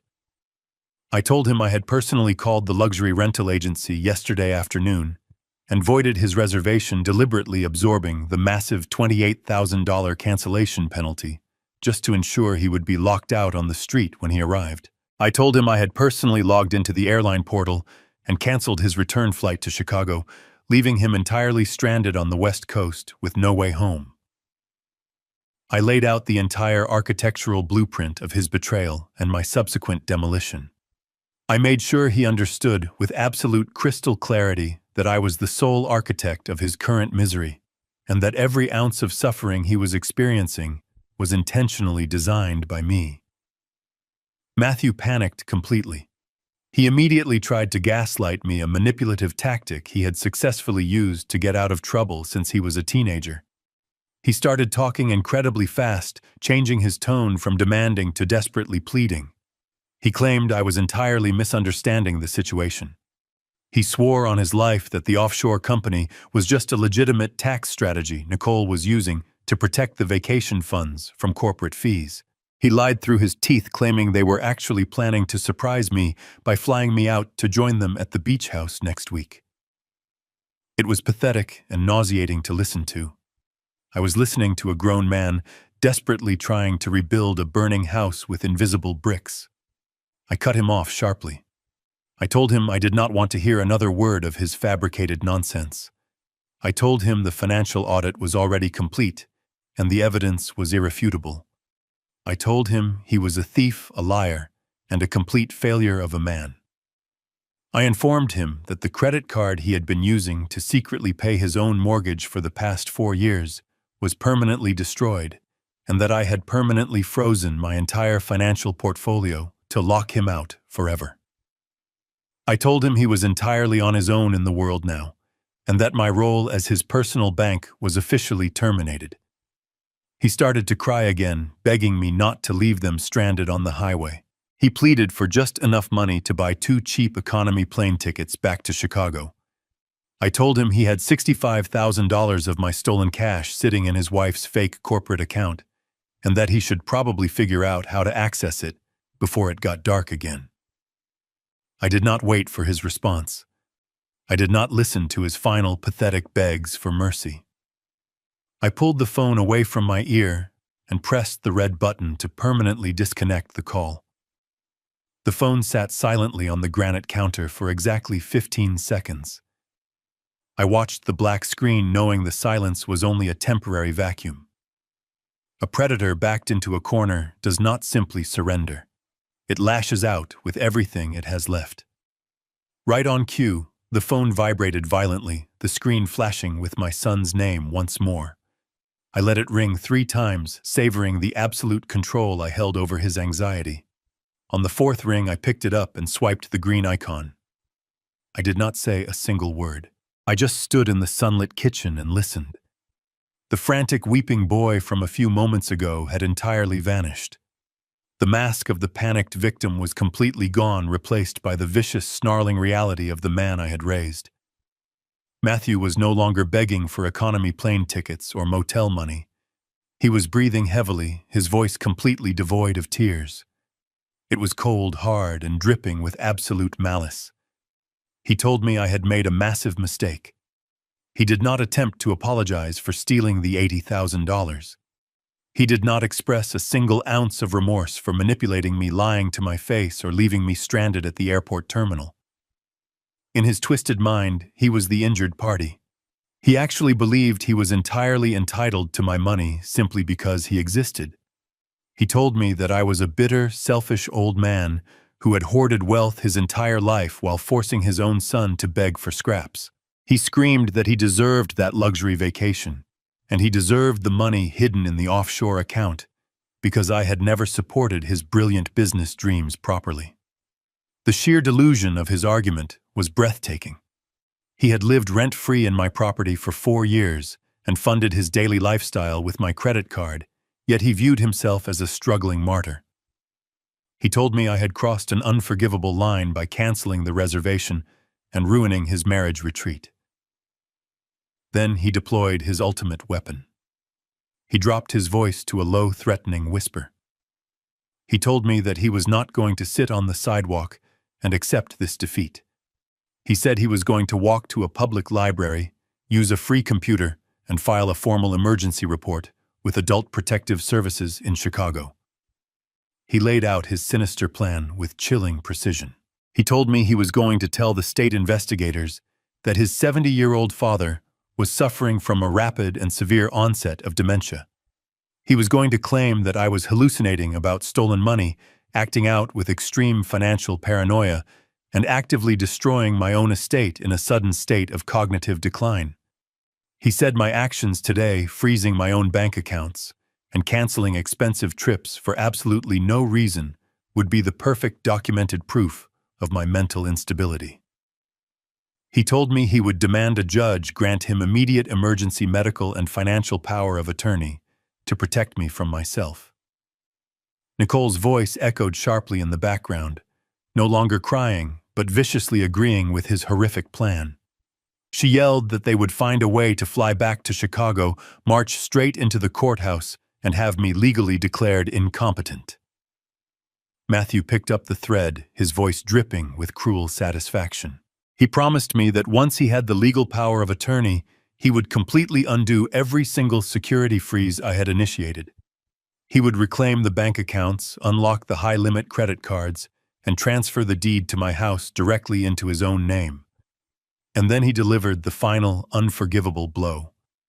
He told me that once he had total control of my assets, he would sell my house, throw away my personal belongings, and lock me inside the cheapest, most miserable state-run nursing facility he could find. He swore I would spend the rest of my life staring at a blank wall, heavily medicated, and entirely forgotten, while he and Nicole spent my fortune living the life they truly deserved. He fell silent, waiting for me to react. He wanted to hear me gasp in horror. He wanted to hear the genuine fear in my voice, the profound terror of an old man facing the absolute worst nightmare of aging. He expected me to cave under the pressure, to beg for his forgiveness, and to immediately wire the money to stop him from destroying the rest of my life. He fundamentally misunderstood exactly who he was threatening. He was not talking to a frightened, confused, elderly man clinging to his independence. He was talking to a man who had built massive steel structures designed to withstand earthquakes and hurricanes. I did not feel fear. I felt an overwhelming icy wave of absolute liberation. The last microscopic thread of paternal obligation I felt toward him snapped cleanly in two. There was no more guilt. There was no more questioning if my financial retaliation had been too harsh. He had just threatened to erase my legal freedom drug, my mind, and steal my life. I spoke softly into the receiver. I told him that was an incredibly bold legal strategy for a man who could not even afford to buy a cup of coffee on the street corner. I told him to go ahead and make the phone call to the state authorities. I told him I welcomed the investigation. I pulled the phone away from my ear and pressed the red button hanging up on him for the second and final time. I did not wait for him to call back. I reached out and pressed the power button on the side of the device, shutting the phone down completely and plunging his frantic digital world into total darkness. The financial cutoff had been a necessary and effective tactic to ground them, but his threat to institutionalize me required a completely different level of response. The gloves were completely off, and the battlefield had just shifted from personal banking to the legal system. I walked out of the kitchen and headed straight back to my home office. I sat down at my heavy mahogany desk and pulled out my physical leather address book. I flipped past the family contacts and stopped at the letter B. It was time to call my attorney, Bradley. The silent adjustment was about to become extremely loud. I drove downtown to the financial district of Chicago. The towering steel and glass buildings reflected the cold morning sun, casting long shadows across the busy streets. I pulled into the underground parking garage of a prominent high-rise building and took the private elevator directly to the 42nd floor. This was the home of Bradley and Associates. Bradley was not just an ordinary attorney. He was a ruthless legal architect who had spent 40 years dismantling corporate empires and destroying fraudulent contracts. I had known him since we were both ambitious young men trying to build our careers from absolutely nothing. When I walked into his expansive corner office overlooking the dark waters of Lake Michigan, he was already waiting for me at his massive mahogany conference table. He took one look at my face and knew immediately that this was not a standard estate planning meeting. I sat down in the heavy leather chair across from him and placed my encrypted digital storage drive on the polished wood surface. I did not waste his time with emotional pleasantries or tears. I laid out the exact sequence of events in strict chronological order. I explained the fake travel agency, the $80,000 cash transfer, the offshore shell company registered in Delaware, and the fraudulent credit card charges used to secretly pay my own mortgage. I handed him the printed copies of the bank statements, the corporate registry documents, and the digital receipts from the canceled airline tickets. Bradley put on his reading glasses and reviewed the paperwork in absolute silence. For 10 straight minutes, the only sound in the large room was the crisp turning of heavy paper. When he finally finished reading the documents, he took off his glasses and looked at me. His expression was a mixture of deep professional respect for my flawless evidence gathering and utter disgust for the sheer audacity of my son. I then placed my cell phone on the table and played the final voicemail from Matthew. I let Bradley listen to the recording, where my son explicitly threatened to falsely claim I had dementia, to seize power of attorney, and lock me inside a state medical facility. Bradley listened to the recording twice. A cold, predatory smile crept across his face. He leaned back in his chair and told me that Matthew had just made the most catastrophic mistake of his entirely fraudulent life, threatening to file false reports with Adult Protective Services and attempting to extort an elderly family member gave us the absolute legal high ground. Bradley explained that we were no longer just going to defend my financial assets. We were going to launch a preemptive legal strike so devastating that Matthew and Nicole would spend the next decade trying to dig themselves out of the crater. The first phase of the strike was completely dismantling their immediate shelter. Bradley pulled a blank legal template onto his computer monitor and began to type with incredible speed. He told me that since Matthew and Nicole had never signed a formal lease agreement and had been secretly paying the mortgage with my own stolen credit funds, They had absolutely zero legal standing as traditional tenants. They were legally classified as tenants at will. Bradley drafted a formal 30-day notice of unconditional eviction. He typed out the specific civil codes requiring them to vacate the 4-bedroom suburban home immediately upon the exact expiration of the notice. He made sure the language was incredibly strict. There would be no grace period. There would be no opportunity to negotiate a payment plan or beg for an extension. If they did not remove themselves and their expensive designer luggage from my property by midnight, on the 30th day, the county sheriff would be legally authorized to physically drag them out onto the street and change the locks. I watched the heavy office printer spit out the official legal document. I signed my name on the bottom line with a black pen, officially sealing their fate and stripping them of their only sanctuary. But taking back my house was only the beginning of the legal execution.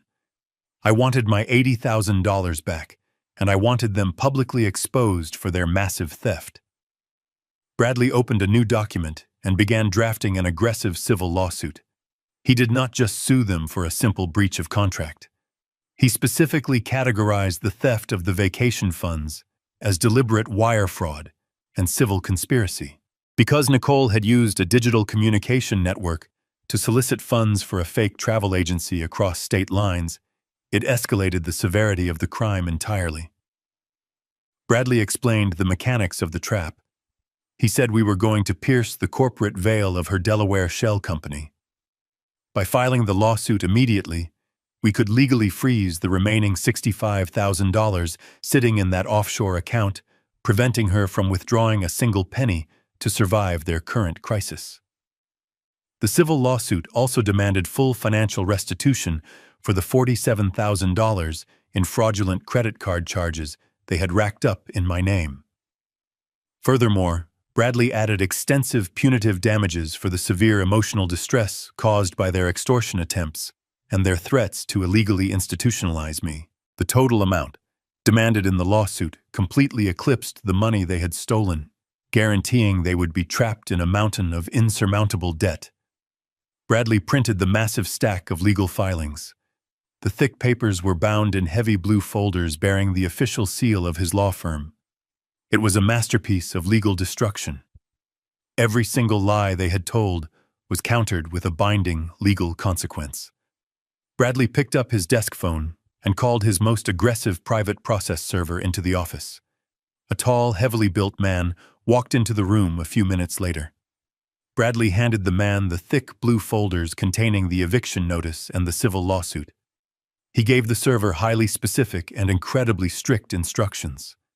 He told the man to wait at my suburban property for Matthew and Nicole to inevitably return from California. We knew they were currently stranded on the West Coast with no money and no return flights. We knew they would be forced to endure a humiliating multi-day journey back to Chicago on cheap budget airlines, using whatever stolen cash they could scrape together. Bradley told the server to wait in the shadows of their driveway. They were going to be served the legal papers the exact moment they stepped out of whatever cheap taxi they managed to afford. They were not going to have a single second to rest or recover before the reality of their destruction hit them. I stood up from the mahogany conference table feeling significantly lighter than I had in decades. The heavy burden of being a responsible father to an irresponsible parasite was completely gone. I shook Bradley by the hand, thanking him for his ruthless efficiency and his brilliant legal mind. He held my hand firmly and told me it was an absolute pleasure to protect an old friend from such vicious predators. I gathered my empty digital storage drive and walked out of the towering office building back out into the bright Chicago afternoon. The trap was no longer just a digital financial inconvenience. It was a binding legal reality backed by the absolute full weight of the justice system. My son had arrogant plans to steal my future, so I had officially used the law to completely confiscate his entirely. The paperwork was filed, and the trap was perfectly set. Now all I had to do was go back to my quiet, peaceful house and wait for the final, inevitable collision.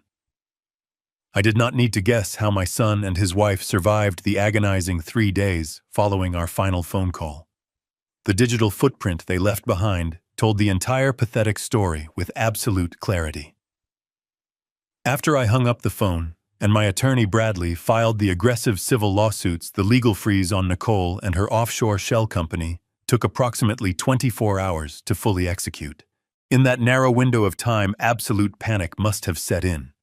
They managed to initiate a desperate wire transfer of exactly $2,000 from the Emerald Horizon account directly into Nicole and her basic personal checking account, just moments before the court injunction locked the remaining $63,000 behind a massive wall of legal red tape. That $2,000 became their entire survival budget. They were no longer wealthy elites enjoying a luxury vacation on the Pacific coast. They were financial fugitives living on rapidly dwindling stolen rations. They could not afford the 5-star luxury hotels Matthew had screamed about on the phone. My credit monitoring alerts, which still tracked his desperate and denied attempts to use my frozen accounts, showed a dozen declined transactions at high-end resorts all along the California coastline. Eventually, they had to face their grim new reality. Bank records later showed a debit card charge for $150 at a severe budget roadside motel situated right next to a noisy interstate highway in a dusty inland valley. I pictured Nicole, the woman who demanded private oceanfront balconies and private chefs dragging her massive designer suitcases across a dirty, cracked asphalt parking lot. She must have been terrified of the loud commercial trucks rumbling past their ground floor window all night long. They had to sleep on cheap, thin polyester sheets, listening to the roar of highway traffic, completely isolated from the glamorous world they thought they had cleverly stolen from me.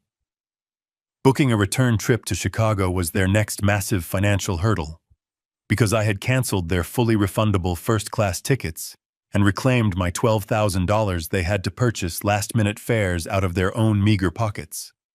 $2,000 does not buy luxury on a same-day notice. The bank ledger showed a transaction for a notorious budget airline, the specific kind of carrier that charges exorbitant extra fees for printed boarding passes, drinking water, and carry-on luggage.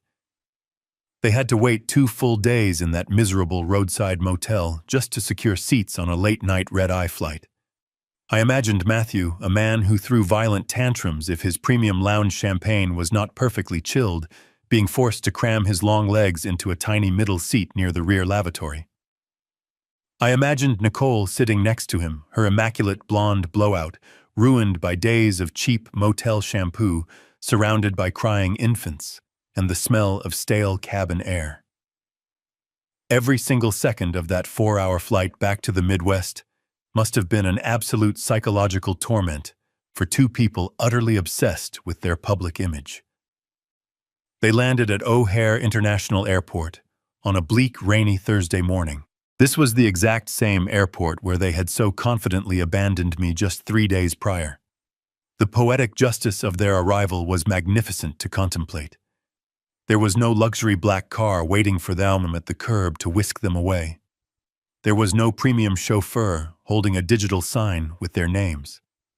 Their funds were almost entirely depleted by the budget airline tickets, the overpriced airport food, and the massive baggage fees required to transport their oversized designer suitcases. They were forced to take the public transit train from the airport directly into the city, physically dragging their heavy bags onto crowded train cars alongside weary morning commuters. The majestic healing journey they had bragged about had officially concluded on the sticky floor of a public subway car.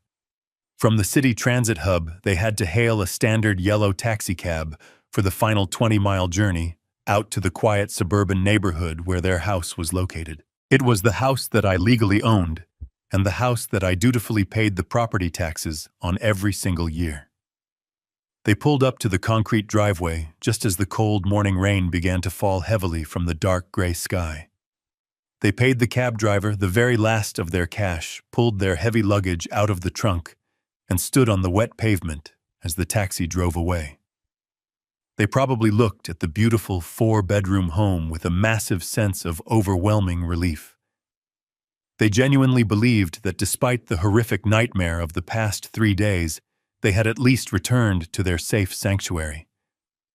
They thought they could simply unlock the front door, take a hot shower, order food, and hide from the outside world while they figured out a sneaky way to fight me in court. Matthew walked up the concrete path to the front porch with his shoulders slumped. He reached into the pocket of his damp jacket and pulled out his shiny brass house key. He slid it into the heavy deadbolt on the custom oak front door. But the key did not turn. He pulled it out, wiped the cold rain off the metal, and shoved it aggressively back into the keyhole. He jiggled the brass handle back and forth. The door remained entirely solid and unyielding. While they were sitting in middle seats somewhere over the Rocky Mountains, complaining about their terrible luck, I had hired a professional locksmith. The locksmith had arrived at the property the previous afternoon, drilled out every single exterior lock, and installed heavy-duty commercial-grade deadbolts on the front door, the back patio sliding door, and the garage entrance. I had entirely secured the perimeter of my own property.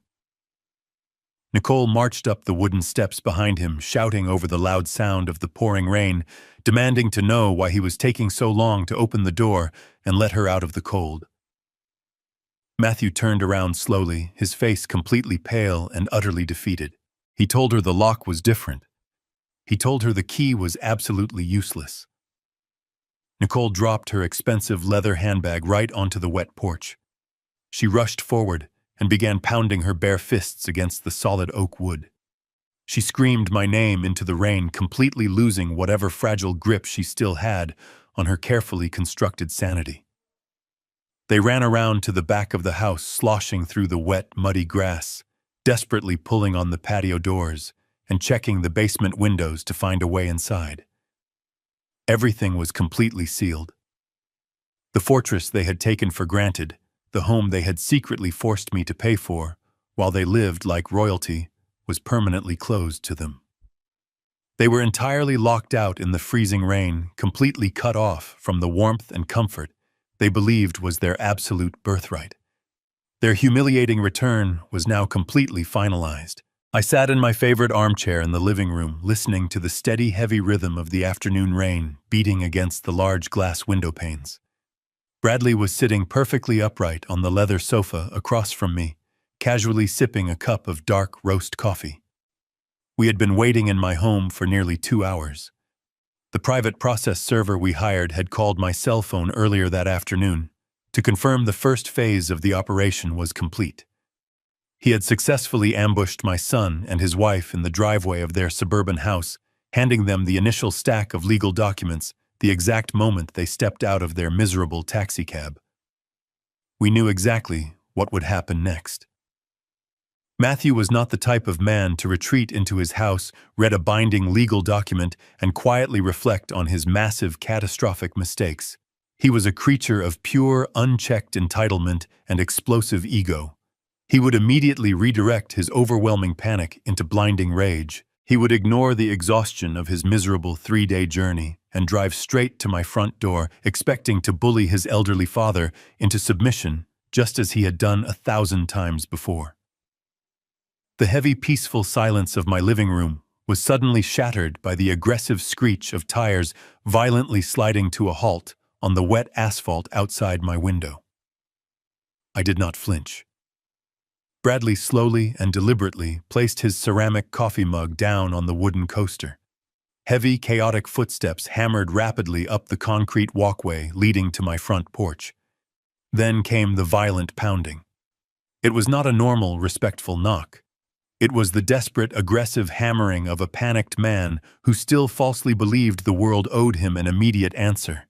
He hit the solid oak door so hard, the framed mirror hanging in the hallway rattled loudly against the drywall. He was screaming my name, demanding that I open the door and face him. I stood up from my armchair, taking a moment to smooth the small wrinkles from my wool trousers. I felt absolutely no elevated heart rate. I felt no fear, no anxiety, and no hesitation. I looked across the room at Bradley and gave him a single nod. It was time to execute the final adjustment. I walked slowly down the long hallway, with Bradley moving as a silent, imposing shadow right behind my shoulder. I reached out and turned the heavy brass deadbolt, feeling the satisfying mechanical click echo in the narrow space. I pulled the heavy wooden door open, revealing the absolute physical wreckage of my son and his wife. They stood on my covered porch, shivering violently in the cold, damp air. They looked completely feral. Matthew was wearing the exact same expensive cashmere sweater he had proudly worn to the airport 3 days ago, but it was now horribly stained, deeply wrinkled, and completely soaked with rain.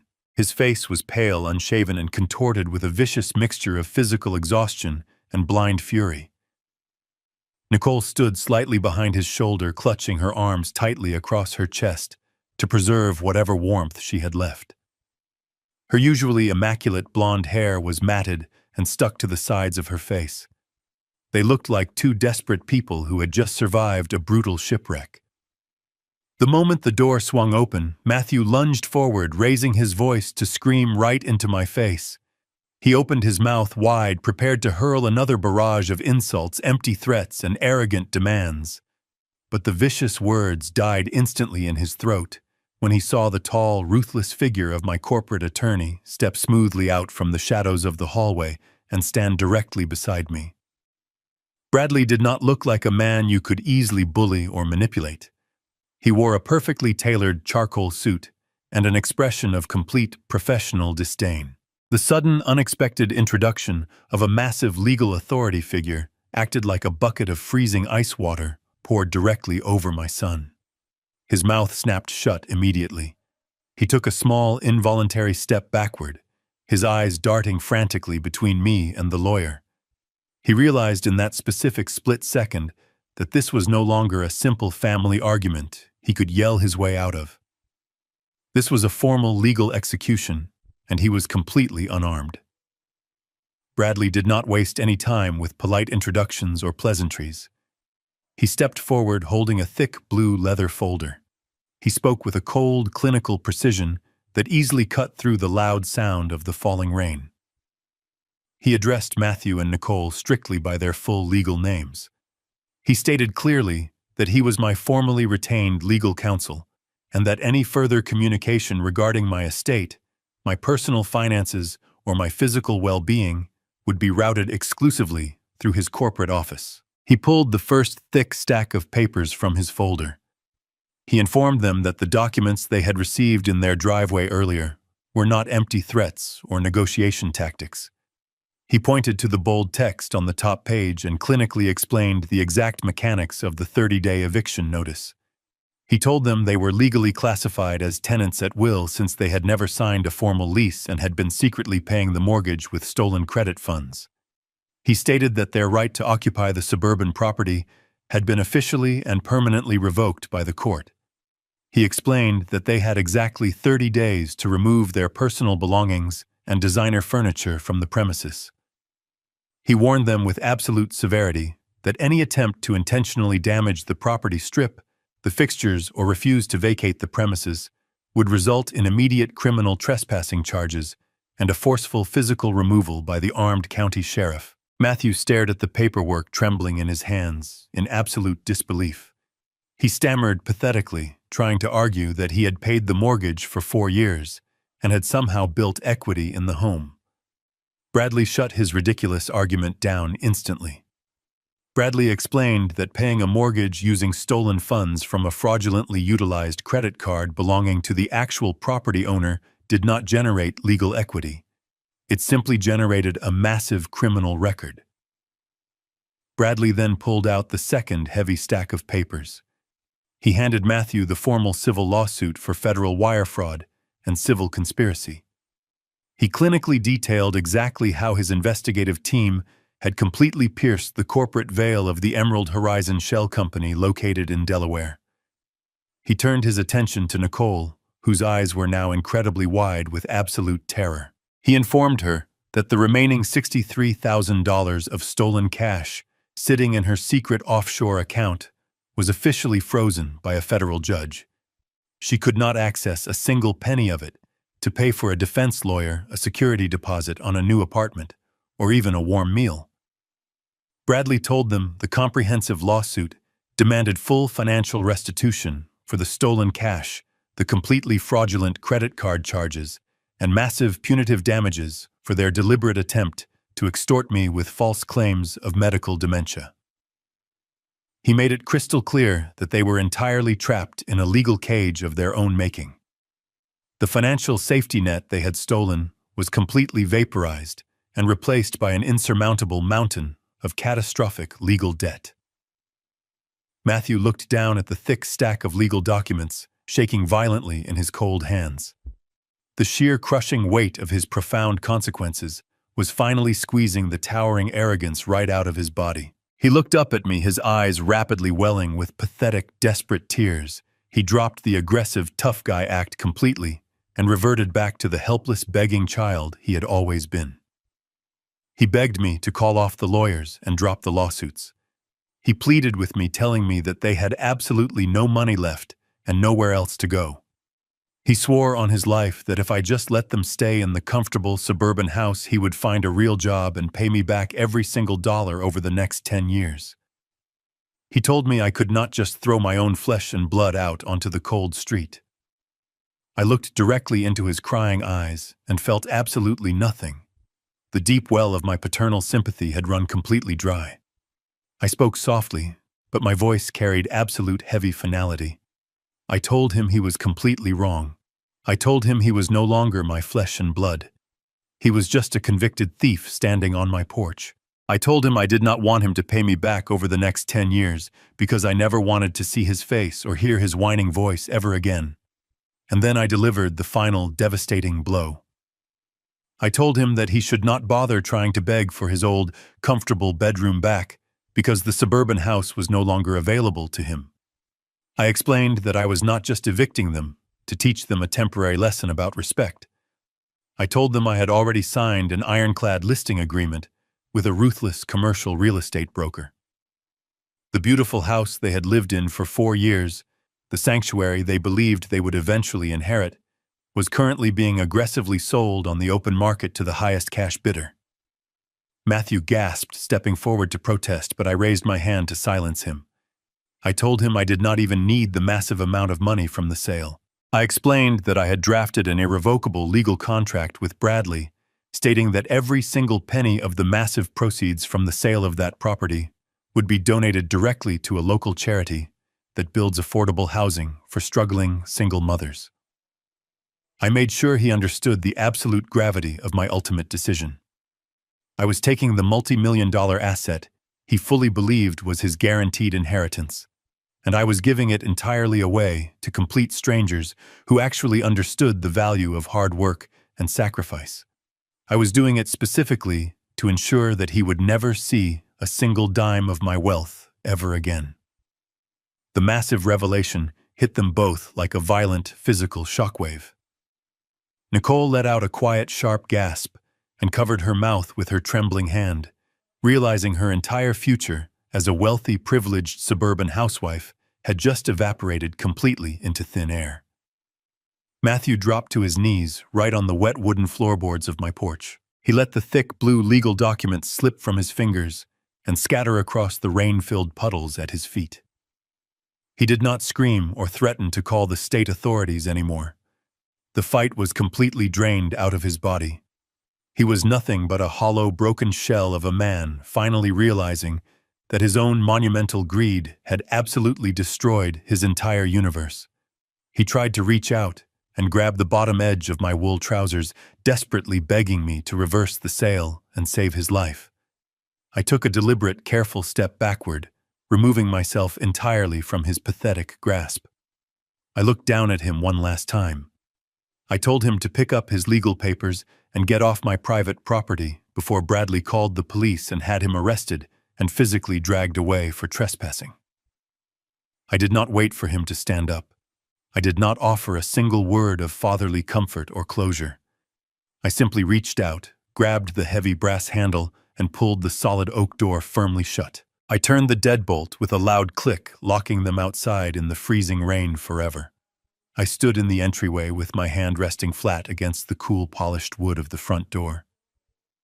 I could hear the muffled sounds of Matthew sobbing and Nicole screaming my name through the thick oak, but their voices felt incredibly distant. The heavy brass deadbolt had not just locked them out of my physical house, it had permanently locked them out of my entire life. I listened as their frantic pounding slowly turned into exhausted, defeated thuds against the wood. Eventually, the sound stopped completely. I heard the slow, heavy dragging of their wet shoes moving down the concrete walkway and fading away into the steady rhythm of the pouring rain. They were gone. The chaotic storm they had brought to my doorstep had finally blown past, leaving nothing but absolute, perfect silence in its wake. I took a deep, slow breath, letting the warm, quiet air of my home fill my lungs. I walked away from the door and moved slowly down the hallway toward my study. My attorney, Bradley, had already let himself out through the side door, giving me a silent nod of respect before he disappeared into the afternoon. I was completely alone in the house for the first time in what felt like decades. I walked into my office and sat down in my favorite heavy leather chair. I looked around the room at the wooden bookshelves and the framed architectural blueprints. For 38 years, I had carried the massive, crushing weight of my son and his endless failures on my shoulders. I had sacrificed my own peace of mind, my own retirement plans, and my own happiness to act as a human shield against the consequences of his arrogance.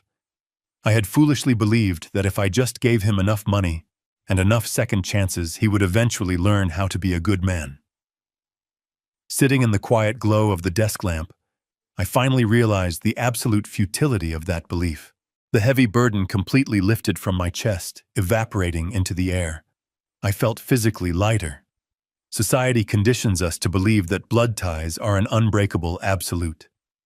We are taught from a very young age that family is the most important thing in the world, and that a parent must always forgive a child, no matter how terrible the transgression might be.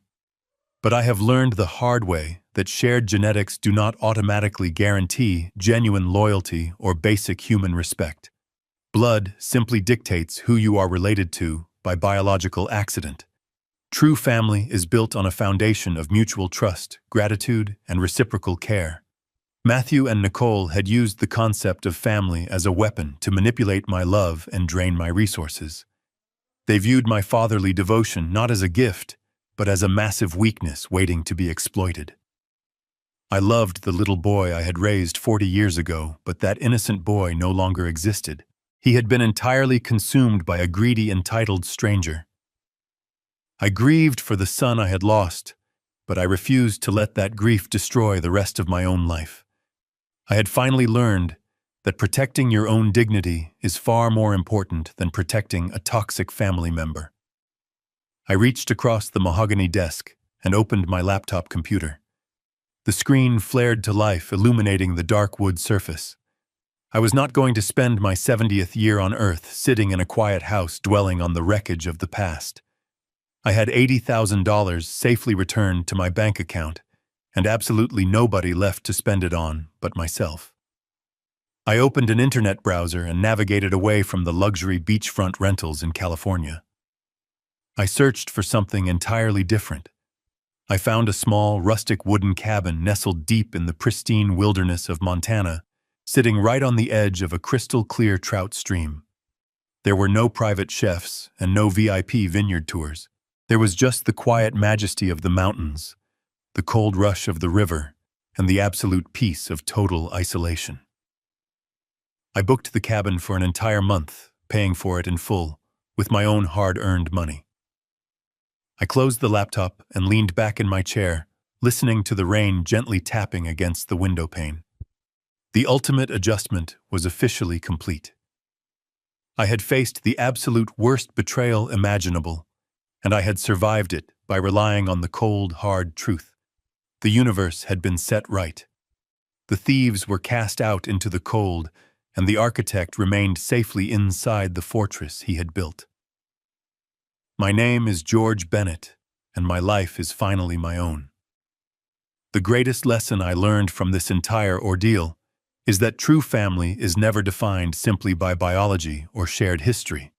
It is defined by mutual respect, genuine gratitude, and the way people treat you when they think you have nothing left to give them. For decades, I believed that being a good father meant sacrificing my own peace to constantly shield my son from the consequences of his own terrible choices. But true love should never require you to completely destroy yourself just to fund someone else's arrogance. Sometimes the most profound act of love you can offer is to step back entirely, let the false foundation crumble, and finally demand the respect you truly deserve. If you agree that respect must be earned and personal boundaries must be protected, please hit the like button and subscribe to the channel for more stories about standing up for the truth. 성공했습니다. 사실 이제 성공. 내가 방셀 남기러 가야지 이제 또. 완전 저도 방세 다 찍어놨습니다. 맞아, 쿠니 오빠 내가 방셀 갈게. 근데 예쁘지 않다. 나 분명 말했다 오빠. 오빠도 어차피 약간 궁금하다. 보라... 아 근데 영상은 안 찍었지. 영상으로 찍었어요. 아 영상으로 그래서 캡처해서. 아마 움짤 만들지 않을까 싶은데. 아이고 선샤인필 오빠 너무 감사합니다. 나 언니 방송 이따 구경 가야겠다. 그 동영상 구경하려고. 아 소리만 들려주면 안 돼? 소리만 좀 들려주세요. 들려주면 안 되지? 아니 개웃길 것 같아. 오빠는 그 소리가 듣고 싶은 거죠. 소리가. 아 진짜. 나 영상도 보여주면 안 돼 언니?